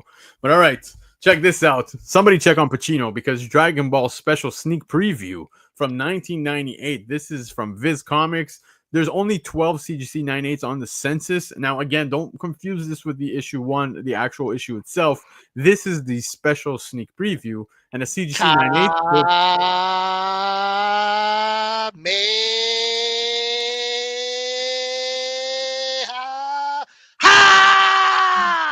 There you go. I appreciate that. You're on fire tonight with these sound effects. But a CGC 98 just sold for $3,500 US. Huge sale, man. This is a huge sale. Baker Shaker this week. And again, like I said, don't confuse this for the actual issue number 1. This is the sneak preview. Harder to come across, man. And boy, this is big, big coin. Big coin. Jeb, I think it goes without saying that everybody I'm a Dragon Ball fan. I've watched the series since it came out back in the day, man. I've watched this series. I grew up watching this series. I've watched everything that I could think of. I love Dama. Dama was badass. I don't care what anyone says. Dama was so good. Rest in peace, Akira Toriyama. Yeah, absolutely, man. Responsible for this entire book, of course, on the inside out, and yeah, the previews, man. This is a big boy book. If you guys see a preview at a good price, you might not want to hesitate because a CGC 98 just sold for $3,500. Wow, man, I would say good luck finding a 98. Yeah, dude, it's almost impossible. Like I said, there's only 12 on the census in a 98, so yeah. For something that came out like in 98, like holy shit. Right? Yeah. So man. Awesome. Yeah, I like this. But all right, before we move on, I saw Lefteros make a comment saying that Last Witch number 1 is his favorite Momoko cover. I see it here in front of me right now, and yeah, it's a nice cover. The girl wearing that blue dress and everything, pretty cool. Yeah, it's cool. Yo, it's pretty cool, man.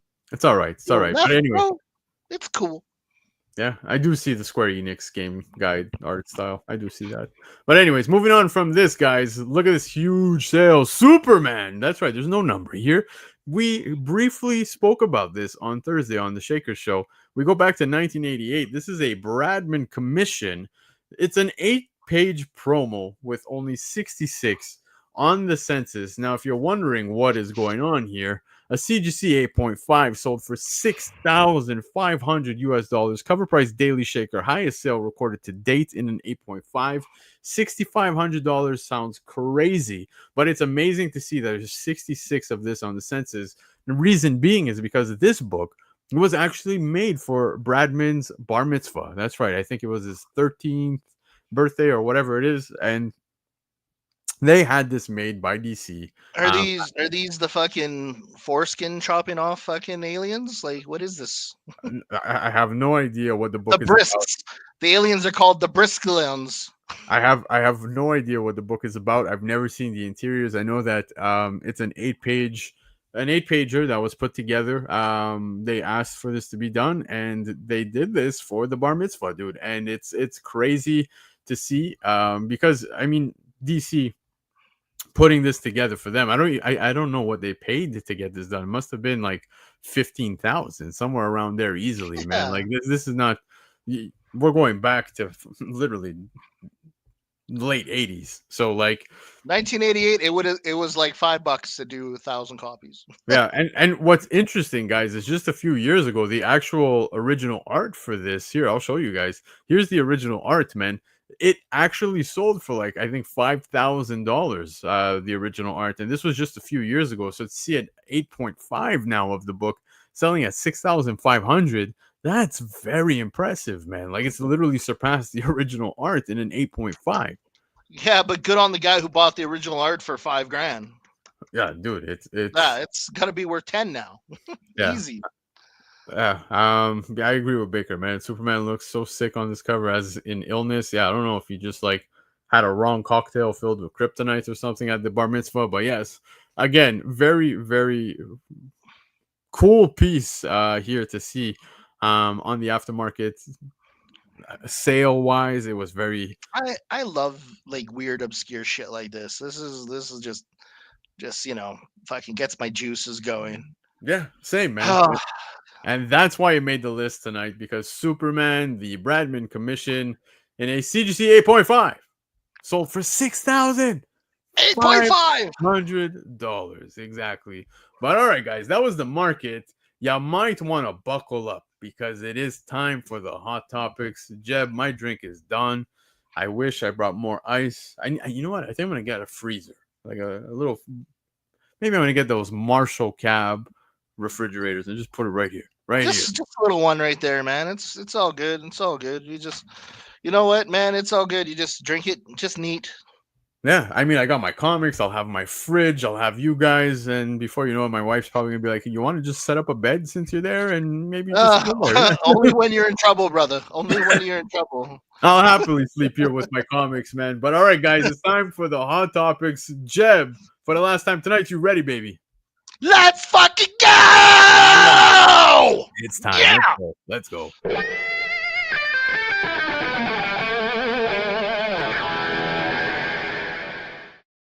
Oh yes, so we're bringing you some very hot topics tonight. Again, it was very interesting to see because there was a lot of symbiote news, of course, and ironically, here you are, man. Here you are. Oh, what are the chances?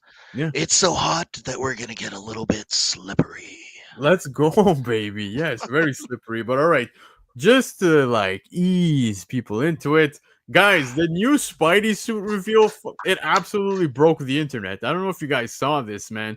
But yes, Marvel, Sony dropped a little preview simply because they started filming, right? They started filming and they knew leaks were coming anyway. So might as well make an official reveal. And that's what they did.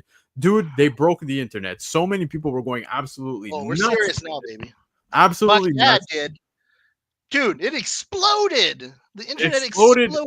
Exploded is an understatement because just check this out.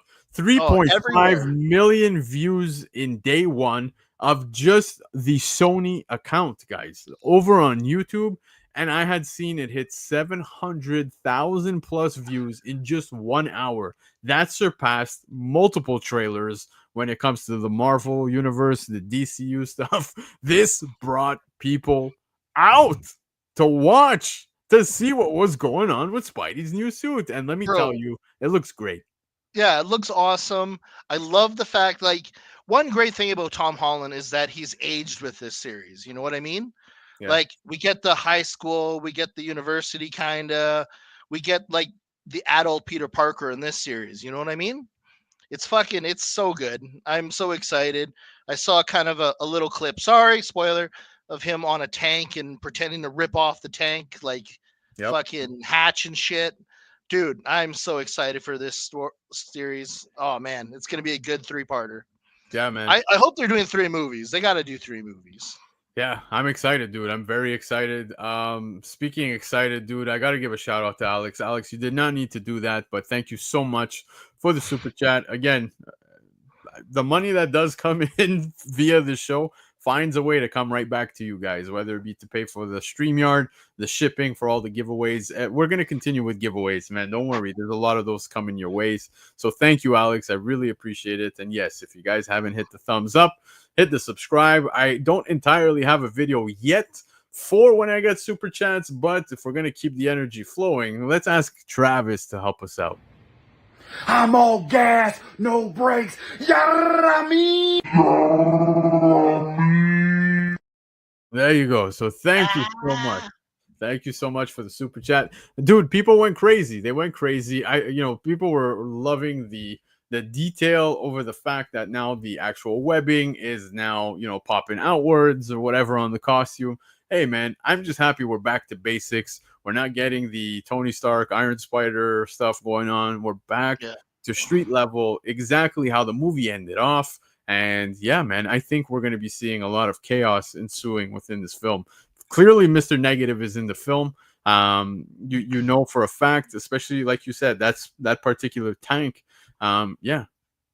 He's in the film. Gargan. Yep. Yeah, you actually shared that, Cliff. I'm not surprised, Cliff. Good for you, buddy. He's wearing a cup. Cliff, it is a nice package. I agree. Good for him. Good Absolutely. For fucking him. Absolutely. Yeah. Some of us are just fucking blessed. Yeah, but Jeb, you were just talking about that, man. How Gargan, the actual actor who is playing Gargan, Scorpion within the Marvel movies, you saw him at the end of Homecoming in the prison cell with Vulture. He's going to be making his way back within this film. And ironically, he posted a picture in his story, the actor, of Scorpion with Venom. he ended up posting the Absolute Carnage Miles Morales #2, the 1 in 25 Codex variant that shows Scorpion, and then it shows his version of Venom on the cover. So man, fucking fingers crossed. Like I would be fine if they went with Matt Gargan as the host for Venom. I mean, like, he doesn't get enough respect. He was literally Venom for a decade. Yeah.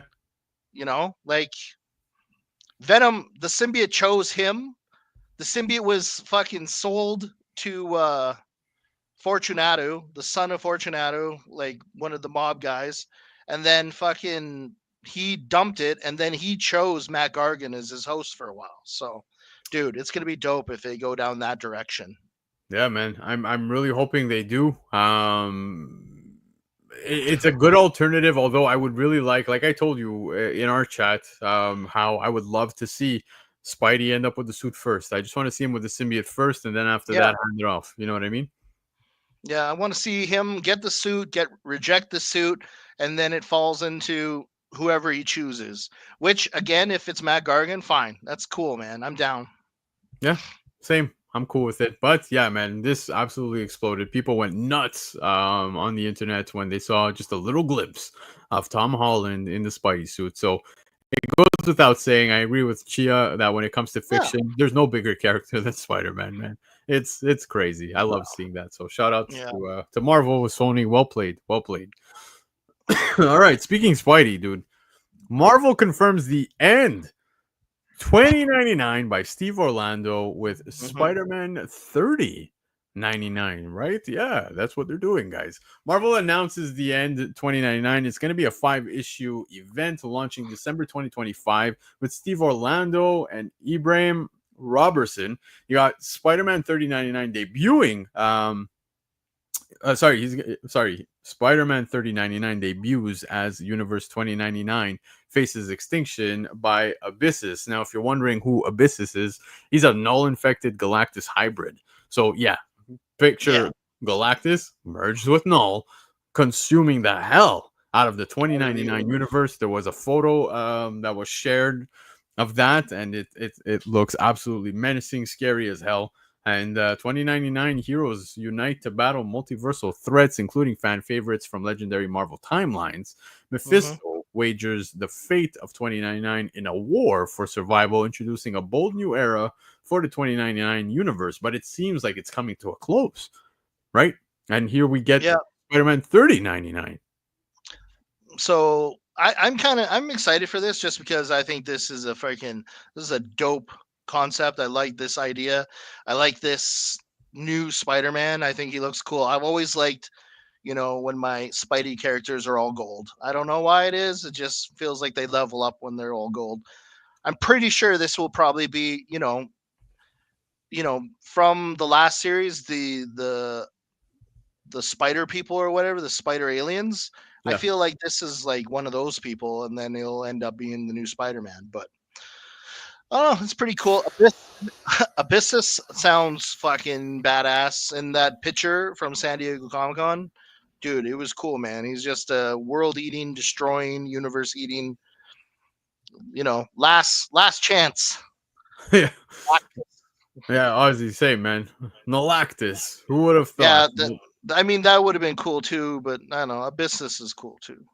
Yeah, it's pretty cool, but just wanted to put it out there that this is going to be taking place, and just wanted to put you guys on notice because in December we're going to be getting Spider-Man 3099, which is and this is the Chew variant, I believe.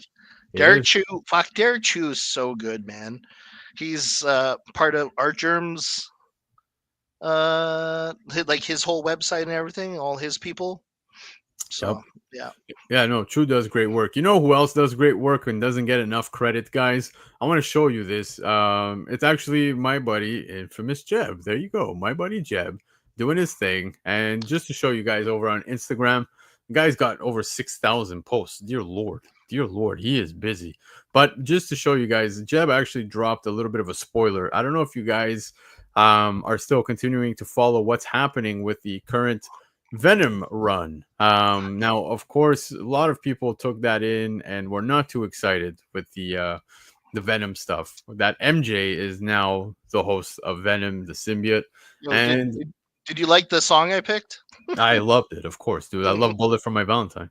But Uh, you know, another thing that took place with the MJ stuff is that she was dating Paul, and people were actually thinking that Paul was going to be the host for the symbiote, to be Venom, and that was a guess amongst many, including myself. But the dating side here for MJ and Paul looks like it's coming to a close via a we spoiler. did it, people. We fucking did it. Yeah, They're breaking up. They're that's right. fucking breaking up. Finally, nobody wants to see this shit. Nobody wants to see Man. this shit. Spider-Man better be throwing more than webs in 3099. Yeah, dude. I wonder what he's gonna be doing. He's gotta have some advanced tech. But yeah, man. So it looks like it's coming to a close. And it's funny because you said when one door closes, another door closes as well, right? Yo, this is the funniest shit ever. If you, It is. It's done. yeah, I'm, it's this is the I'm happy funniest about stuff it. other. But when you click over, she just breaks up with this guy. Hold on. Oh, sorry. She breaks up with him, and then she goes to like, who's she gonna go to console herself? You know. Yep. And then she outs herself as Venom, bro. And Yep. he just slaps the door in her face. I know. It's like, what the hell's going on here at this point? No, Peter's like, fuck this shit, I'm out. Yep, but it's coming to a close, man. The Paul stuff, Yeah, buddy. we don't got to deal with that any longer, so that's good Yeah. news. And We're going wonder from what- all new Venom straight to regular Venom again, ongoing after Null appears. So, guys, there's okay, this is what I'm going to say about the Venom series: the most amazing art you'll ever see, and the story is actually not bad. Like the story has been solid, but the art's great. Like, look at MJ; she looks hot. yeah, she does. So that's one thing I gotta say, dude. MJ looks fine as hell. Yeah, buddy. Yeah. But yeah, man, I don't know. I just try to stay up, and foremost, I'm a collector, but I love my spec stuff, and I love the hunt. I love this. Yeah, Peter Parker is Greek. Uni, I don't think MJ's Venom is gonna beat Null, man. I mean, we pretty much got Eddie Brock, who really brought the all he could within King in Black, and Yeah. I was happy with the way that ended to an extent. I didn't want to see Null fade out, but I'm happy they kept him away for a little bit of time, and I'm looking forward to him coming back. Because what's it been, like 5-6 years, 4 years? Yeah, it's been about 4 or 5. Yeah, it's been like 5 years. That's a good break between like super badass baddies, you know. Yeah, I agree, man. But I think this is now going to start to take us into a new direction. Sorry, Yeah. when it comes to Venom, the MJ stuff. I think the MJ stuff is also going to come to close relatively soon, man. Like you said, when one door closes, another door closes, which is funny. It's because gonna of be, the this Paul is gonna stuff. be weird though, because she's gonna be like a single mom to Dylan. Yeah, That's interesting. I think that's kind of an interesting story. I mean, a lot of people can relate to that, having, you know. yeah, absolutely, man, absolutely. But I'm happy this is coming to a close. Like I said, I think everybody was kind of like, it felt like fucking dragging my feet, man, trying to get through these reads, man, and I couldn't connect with what was happening. Yeah, fair. That's fair. It is what it is. But like I said, guys, if you're not following Jeb, man, definitely do so, because he brings a lot of great information and stuff over on his page. But yeah, let's get back to some of the other hot topics. So Appreciate on the hot topic side, speaking more Venom symbiote stuff, this was big news as well that dropped, because Marvel confirms Venom's red and blue Spider-Man costume in Venom 252. Oh, the irony of them doing this for 252, but it's going to be taking place within Battle World issue 3. So they unveiled the red and blue Spider-Man costume for 252 and Battle World 3. Now, the new symbiote suit is going to debut in Battle World issue 3, tying into the legacy of Marvel's Secret Wars events. Venom 252 features backup stories by Jordan Morris and art by Jesus Saez and Ron Friends. Sorry, classic Spider-Man creators Tom DeFalco and Ron Friends return for a story connecting back to Amazing Spider-Man 252. So it's kind of cool how they're gonna tie it back to that. The red blue on Venom. Man. Look at that. Yeah, beautiful design by Luciano. Man, Luciano, like I said, I can't say enough that he's killing it. But guys, this is not a Mary Jane. This is a whole new character. Yeah, so this is a whole new character. And I remember them talking about, so when they were talking about the Spider Summit or whatever, when CBC, Sobleski, and all those people got together and Al Ewing, and so their idea was they were going to bring back a big bad, and then they were going to introduce a new villain into the series, a new big villain. So I have a feeling that this new Venom is going to be a new big bad coming in. Yeah, I want to see that. You know, there's a part of me that really enjoyed Venom turning anti-hero pretty good, etc. But I kind of want to bring him back to that villainous side. You know what I mean? I want to see that again. Yeah. And I think this is a good opportunity to do that if that be the case. I think this is kind of an interesting premise, just because, so like a year or two back or a year back or whatever, they did a Venomized Spider-Man cover where Spider-Man looked more like like a Spider-Man Venom. You know what I mean? Yeah. So they did that. But then even like years and years ago in Marvel Year in Review, 94 or 93, 94, they introduced a mashup character called Bile. Mm-hmm. Where it was like Carnage, Spider-Man, and Venom mashed together, and it was a red and blue suit symbiote. So this kind of cool that after all these years, and then I feel like a lot of people start talking about Bile again when that variant came out with the Spider-Man looking Venom. Marvel caught on and was like, hey, that's that seems to be hitting, and people are talking about it. What if we did that in the regular series, and let's go and do that? I'm not saying it's that simple, 100%, but maybe it is. I don't know. Yeah, I agree with Lefteros when it comes to the Secret Wars 8 homage, but Uni, you brought up something, and my brother, if you ask, you shall receive, because check this out. Yes, there is an ASM 252 homage as well, as you can see. He's carrying MJ and Dylan there. Yeah. Yeah, so this Spider-Man's going to be a backup story in the regular ongoing Venom series. Yeah, and so they're not going to meet right away. No, and another thing, Jeb, that we wanted to touch on, you brought this up. You had brought this cover up as well, and you were talking something else when it comes to symbiote stuff that I want to show you guys. And I'm going to let you take this one away, as I told you backstage, because we were talking about Marvel Rivals issue 13 that is coming in October of this year. And yeah, take it away, buddy. So yeah, man, the Infinity comics are coming out, and they introduced this at San Diego Comic-Con. So I've been like super stoked for like the new Phoenix Venom skin that was coming out, and we waited and waited, and they finally introduced it like 2 days ago or whatever. But this story is going to be like from 13 to like 13 to 18. This story is going to be, and then eventually it's going to they're going to release like a physical copy in October. But this is going to be a cool book, just because it's going to have the first full appearance of Hela as the Queen in Black. Yep. So that's going to be a huge one. It's going to have, the first, Squirrel Girl, Venomized Squirrel Girl in a comic. Well, maybe not in a comic, but it's going to be like a new version of her, which is kind of cool. I just love the look. I love how the tail's a giant big mouth. I don't know.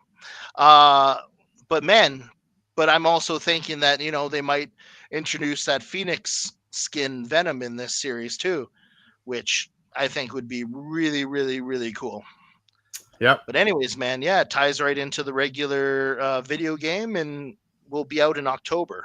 So yeah, just something to look out for, because I don't know, they put a lot of like, if you are reading the Infinity comics, they introduce a lot of new characters and stuff. Yeah, which exactly. no one's expecting. And then all of a sudden it's like, boom. Now we get a physical copy. Now it's like, we have an actual first appearance in a comic. Yeah. So that's why it's great to pick these up. Now Uni's asking, is that a null symbol on her forehead? Yeah, dude. 100%. Like Jeb was saying, we're gonna get Hela as the Queen in Black, and like there's so much good that's gonna come out of that issue that I think it's very important to pick up if you're specking, of course, or if you have any interest at all, even for the sake of read. I think this is a good pickup, man, and I'm happy, Jeb, you put me on this one. Yeah, man. So October, just keep your eyes peeled.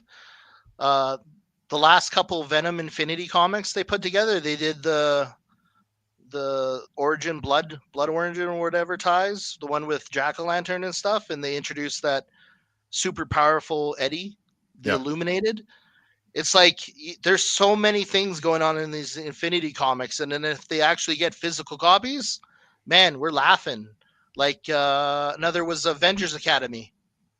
We had like 5 new characters in that book, man. Yep. That was crazy. That's a crazy book, in my opinion, with the new Sinister Six. Yeah, exactly. This is why Jeb is Jeb, man. It's symbiote filled news this week that I think a lot of people were just not paying attention to, or maybe they just didn't care for. But I'm happy that we were having these discussions because, like I said, there's a lot, man. For myself, I think this is a big pickup, man. Come October, I think this is good to have in your collection. But this Venom 252, man, I'm really excited for this. I know a lot of people probably like rolling their eyes, but a good point that Lefteros actually brings up is that when you look at the design here and what's going on, they finally have Venom with symbiote matter and not webs and chains or whatever it is that we've been getting as of late. Because look, let's go back to here. Let's add this back to the stage. Or actually, hold on, is it working? Yeah, man.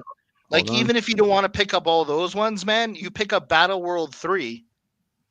That's going to be the first big huge appearance, right? So this is literally they're fucking hand feeding us spec, guys. So I mean, they did it with Spider-Boy, and a lot of people ignored it. Yeah. Now they're doing it again with Venom, and I don't know. Yes, we have Rec Rap. This kind of reminds me a little bit of Rec Rap, but I mean, this is if this guy turns out to be the next like big villain, it'll be kind of cool. And they never say who's going to be the host, so that's also going to be a mysterious thing. Yeah, for now, that's totally up in the air. Alex is asking, why does Jeb love Venom so much? That's a great question. Man.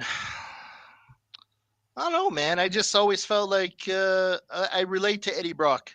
I feel like I've always been the comeback king. I've been knocked down and I've gone back up, and I've fucking always figured it out, you know, one way or another, man. I've always been able to relate to Venom, and I don't know, it's just my thing, guy. Yeah. I love it, man. My dog's name's Brock. Dude, Chia's saying Paul. If it's Paul, I'm gonna be so pissed. No, if it's Paul, that's fucking awesome. No, I'd hate that. No. That's why it's awesome, dude.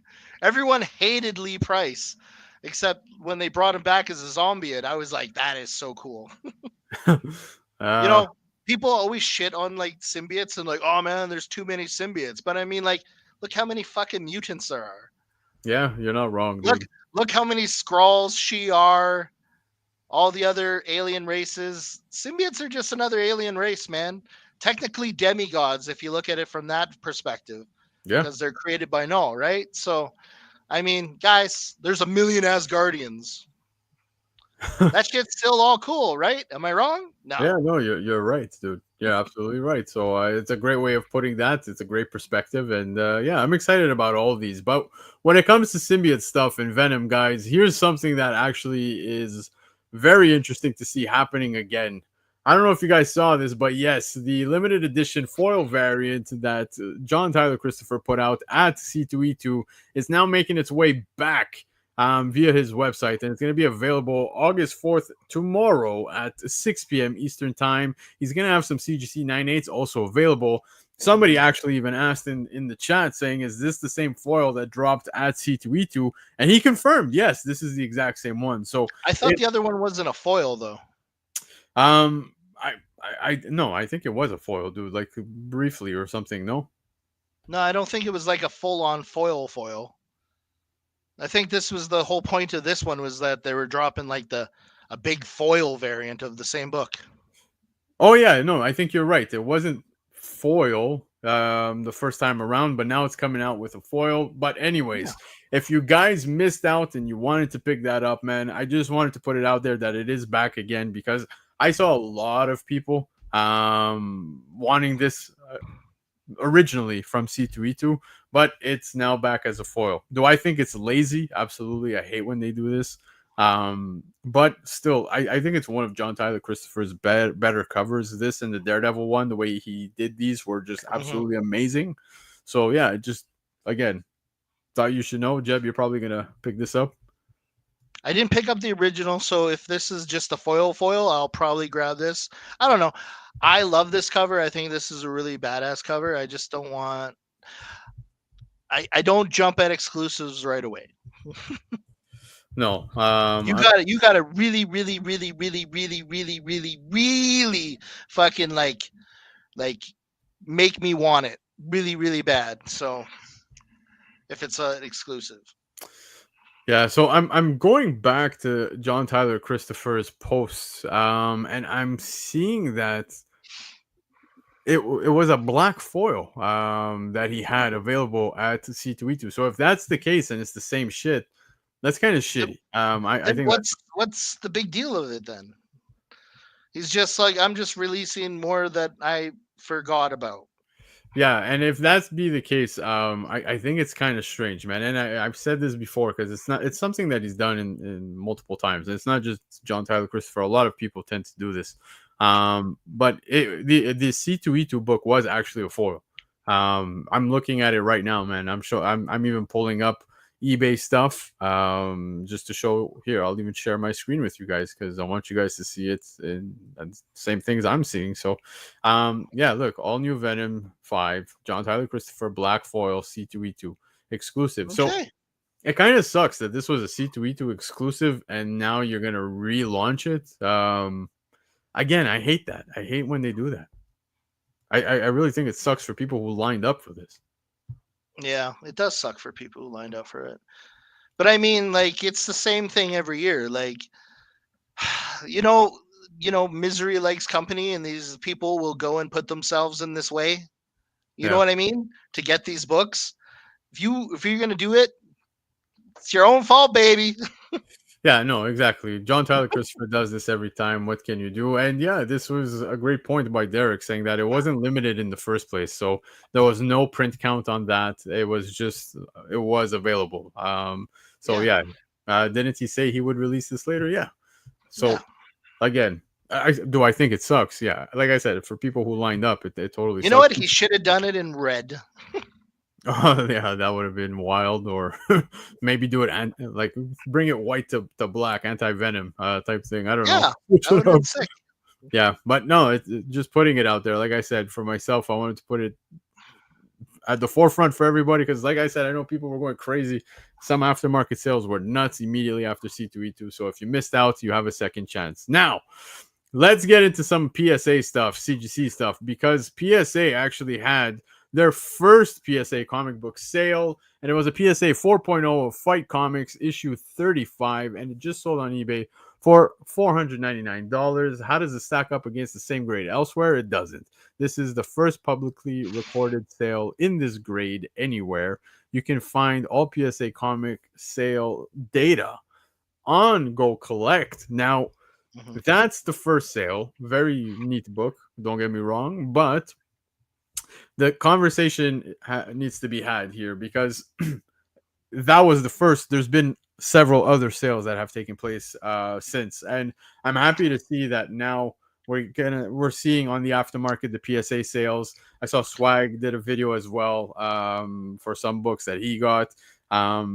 Yes, good. I'm happy to see the sale take place. But now looking at some other people and other posts that I've come across, I got to give a shout out. I believe it was Neo Cards and Comics who posted this. And one thing that I noticed, he took this Avengers 8 that he had in a CGC 3.5. He cracked it and resubmitted it to PSA, and it came back a 4.0. Now, one thing that stands out to me is when you check the notes in between the two of them, CGC puts that there's heavy creasing to cover, moderate staining to cover, light wear to cover. That's it. Whereas the greater notes for PSA now, we get full details: 4-inch crease top right, creases bottom middle, and along spine, spine stress, most breaks color, tiny to small stains, and stains middle left and just below middle right. All front cover tears along spine, tear with creases left edge, stained bottom, left corner, and spine stress back cover, yada, yada, yada.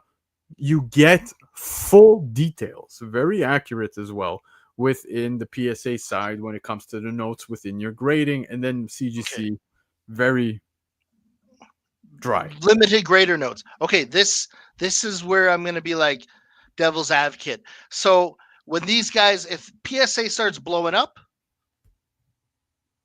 I feel like this is going to get less and less and less and less and less. Because I feel like CGC grader notes back in the day were fucking everything. There was a ton of stuff on them. And then just slowly throughout the years, it just got less and less and less and less and less. Yeah. So the more busy you are, you're not probably going to get the same. But I mean, PSA, they're just starting out. They're trying to do everything perfect. I like the slabs. I think they're very clean. They're very plain. They are plain. They are plain. And I'm going to be honest with you. It's taking me time to really get used to the new label. I still prefer the original label that we had with the collaboration with Kith.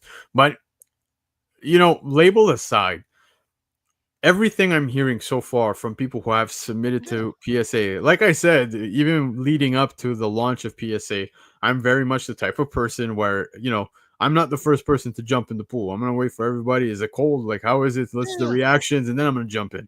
And that's what I'm doing with PSA. And so far, the reactions that I'm seeing, a lot of comments, feedback, I'm seeing a lot of people saying that the case itself is absolutely like, you could crack somebody over the head with it, and it's probably going to still be in perfect intact. There's no things so far when it comes to the Newton rings. It's sturdy as hell. It's clean, and I mean the labels. Yes, they can definitely.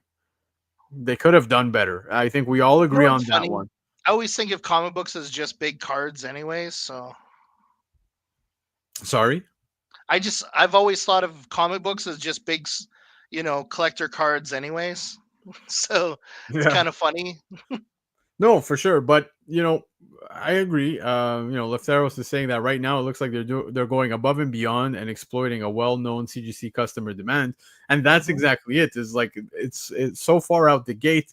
They're really bringing the, they're bringing the pain.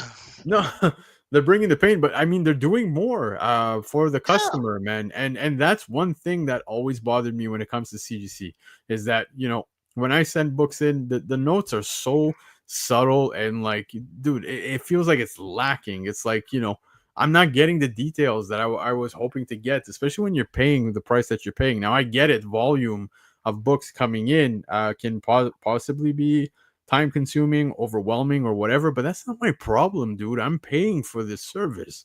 So I like to see that right now, if PSA holds with this type of quality when it comes to notes, I'm pretty happy with that. The quality of the case itself, I saw JSS saying that it's very durable. And that's important to me, man. I just got some slabs as well, man, just recently from CGC, and they do feel not so sturdy, man. I'm scared as hell to drop one, you know what I mean, or just poorly handle it or whatever it Hey, is. can you stop throwing your books against the wall, Lando? That's how I Can got you them just there. That's how they stayed can there. you stop it? Just I stop launch it throwing into them. the wall. I launch it into the wall. Um, but Man, Joe, I think this is what I think. I think that this is fucking amazing. You know why? Because it forces companies like CGC and everyone to pull up their socks and fucking do better. Because nothing brings change like fucking competition. yeah, exactly. So Alex is asking, how is the PSA resale value?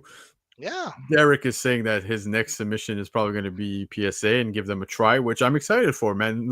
Hit me up, bro. When you get your books back, let me know. I want to see what you think of it, and quality, etc. But how are the sales? Lefteros is saying that right now seems a bit higher, but it's too early because there's lots of hype. Now, of course, I did Yeah. look at some comparisons here, and just to give you an idea, sales have started. Yes, outside of just that first sale, CGC 9/8 of example Wolverine #1. This is just one example, but you've got 550 on a CGC 9/8, and then you got 498. We'll call it 500.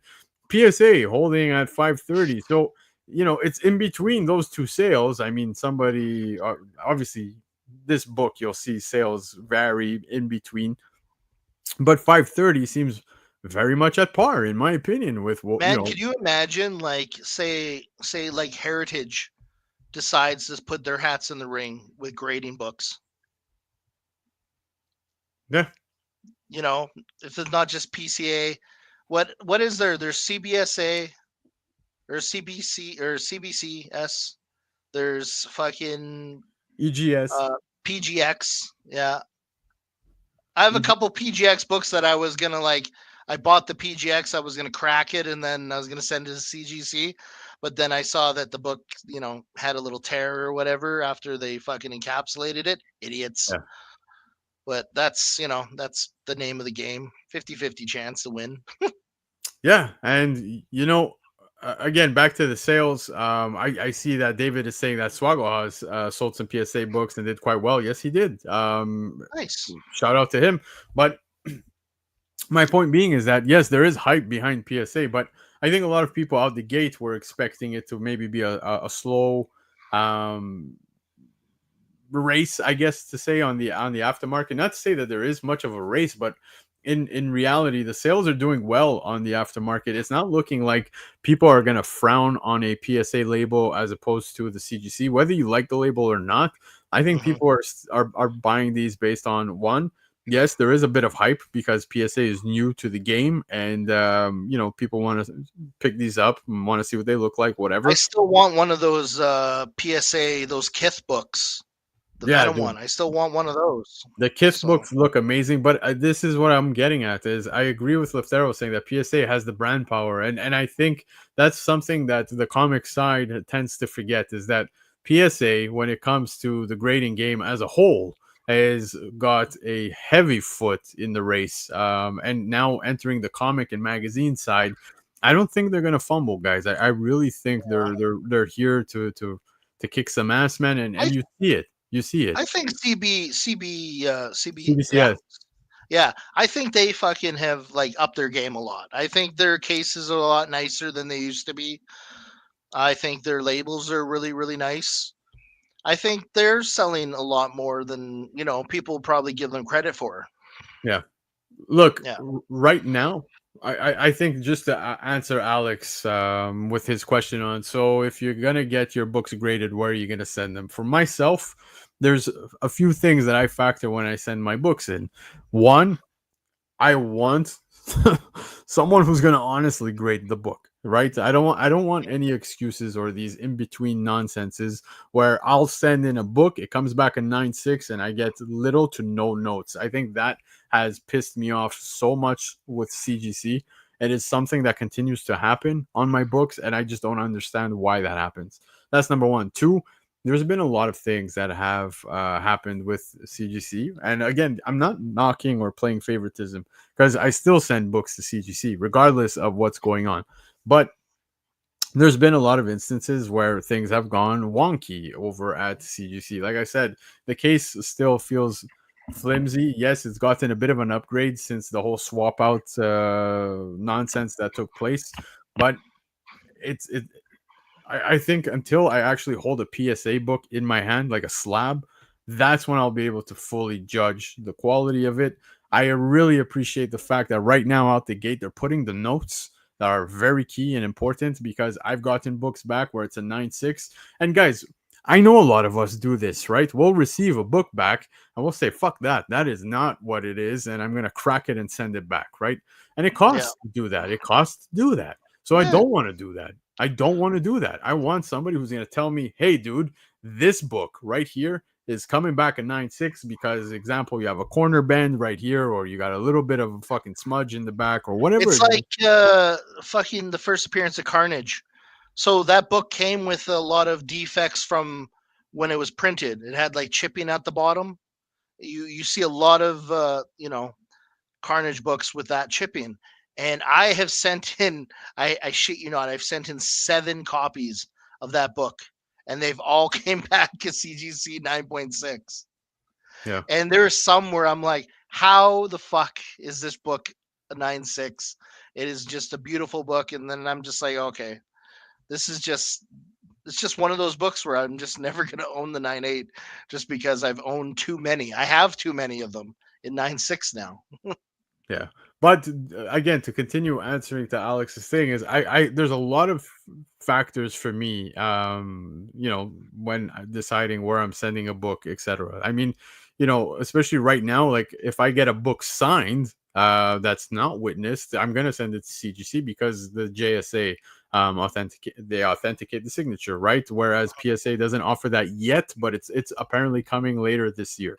So I mean, there's many things to factor, but I think all companies, guys, the same way art is subjective, I still to this day think that grading sometimes can be, to one eye it's a 9.8, to the other eye it's a 9.6, to the other eye it's a 10. So it can vary, right? You never know. But what I You do know what, appreciate, guys? You know who I'm going to send my books to? Whoever is the cheapest. that's fair. That is very fair. But again, are you Mm, flipping? Are you keeping it in your collection? Resale yeah. value? All these things play factors. So that's why I say it varies. How I decide, those are all things that I factor. Right now, if I was reselling and flipping, it looks like PSA is holding just fine. As I said, the sales have started, as you could see. But there's a couple of interesting comments that just came in that I definitely want to touch on. Mark is saying Friday Improv collecting showed a PSA 10 that wasn't perfect. He pointed out 3 or 4 flaws, but they were difficult to see. But the 1 or 2 you could see was enough for me to say it wasn't a 10. And I mean, CGC has done that as well, right? We had Yeah. the 9.9 Ultimate Spider-Man 4 just come back. It's the first 9.9 that everybody was anticipating, saying, man, when one comes in, I'm curious to see what this is going to sell for. That thing had a spine tick where I have seen 9.8s come back, and they look way more in pristine condition than that 9.9. And they're 9.8s. It is what it is. You know what I mean? So that's what I mean by when it comes to grading, it's hard to really put your faith in things or these people. As much as we're spending the money, are they accurate? So, things might slip, and that's a Yeah, chance. man. It's a chance we take when we send our books in, and I think we always have to remember that. Now, looking at the notes for myself, as you could see, I am highly appreciative of PSA doing what they're doing at the moment. I hope they maintain that in the long term. I want to see that in 2 years from now. I want to see that in 5 years from now. As a comic collector, I want to continue to see that. And I hope CGC starts to do that as well moving forward, because I think that's something that lacks. And maybe this lights a fire in their ass. I hope that be the case, because then that would be a positive for CGC. Now, David Lepage is saying that Comic Tom made an interesting comment about certain books being graded in high grade at PSA. They must be CGC defectors because there are no high grade older books to grade still. So it could be. It could be that, maybe people are doing that. Wouldn't surprise me. Lefteros is saying, I'm not sure if you guys know David Wilson from Collectors Comics, but his dad is the head grader, and the Wilson family has dealt with CGC a lot in the past. I didn't know that, so that's very interesting to bring to the table. I appreciate that. And yeah, Derek, I said the same, man. I agree with that, man. It depends on if you're flipping right away or keeping for the PC. Also, remember PSA has a 10, so that may factor into the decision depending on your books. Now, they don't have a 9.9; it's 10 or 9.8. So I'm curious to see how those 10s are going to. That Derek guy, he's a smart cookie sometimes. He is. He is. I love it. I love it. Metal Elf saying I don't want to risk paying someone to ruin my books most of the time, and that's unfortunately Fair. again it's another risk we take. No matter which company we send it into, guys, it could happen anywhere, man. My guys, fucking no risk, no reward. Yeah. Derek is saying I just got a CGC submission back 9.8 pre-screen where a bunch failed because they damaged my books. I wouldn't send books to 9.8 pre-screen if they have corner crunches, so my next submission will be PSA. And that, again, you see, that's another thing, risks that we take when we're sending these books in, and it sucks to see that happen, man. It really sucks to see that. Especially maybe this needs to be a thing, is where, when you're doing a pre-screen, here's my book, prior, front and back, photo, whatever. If you damage it while handling it, dude, you're crediting me. I don't know. Give me money. Give me the equivalent of the book. I think that's fair. If they're gonna pay you back, like, equivalent of the book. If it's a big book, then they fucking need to, like, pay up a little bit. Yeah. Dude, like I said, they should be crediting you. I think they owe you something back, man, for mishandling your books as such, man. That really sucks. Honestly, he's saying that he chatted with Wilson at C2E2 and he's definitely vested in grading properly, and that is what is most important to me, man.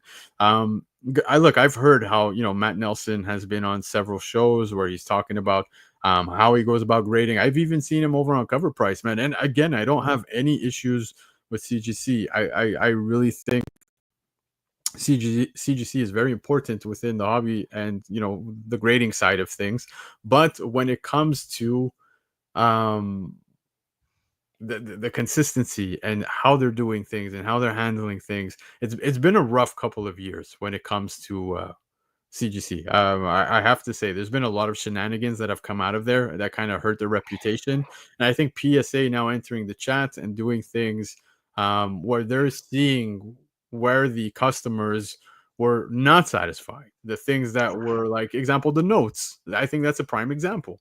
How important it is to a collector if they could keep that consistency and quality. Okay, boys, we will start the Canadian grading company, and it will be so much better. And guys, it will be so much better. It will be done by good people that know comics, that love comics. We'll have the best guys. Canadian grading company coming soon. It'll be a maple seal that you're gonna see. The maple seal, and we'll have a beaver on it as well, because the beaver's most gracious animal that ever existed. Yeah, again, Mark, this is another good point. Here's an example of the fingerprints thing on the cover. I don't know how they're handling books, and I don't know. I can't say that maybe it wasn't accidental, maybe from your shop. You know what I mean? I have many books that I buy from shops, and I never pull them out of the bag and board. Never, dude. It goes straight into a box, stays there. Why would we do this when we can all go read it online? You're not wrong. But I'm just saying. I'm not okay. I get it. Comic books are like boobs. You like to hold them in your hand. Stan Lee said it best. Yeah. Comics are like boobs. It's nice to hold something physical in your hand. Absolutely. 100%. But it's also nice that you never actually have to touch them and then fucking wreck them and put smudge marks on them and all that kind of stuff. And those guys who throw on the gloves that go through their books, Yeah, but look, it's extra. It is, but it's very appreciative. And I know, example, Comic Legion, the way they handle books when they get it from, the distributor, they got the gloves on. You know what I mean? No glove, no love. Exactly. No glove, no love. We saw it last week with Love for Comics on the show, but it is very appreciative. If shops are doing that, great.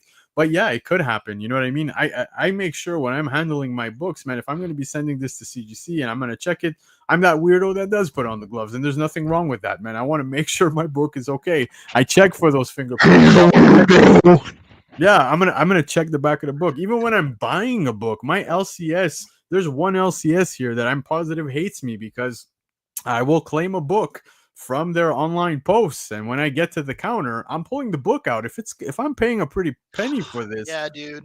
I want to see the front and back, and I don't want to be, screwed over with like I got color screwed breaking over kick. so bad recently because I thought I had like a lot of good copies of that World to Come, and then I got them and they're all smudged to death, and I'm just like, fuck me, why did I buy this?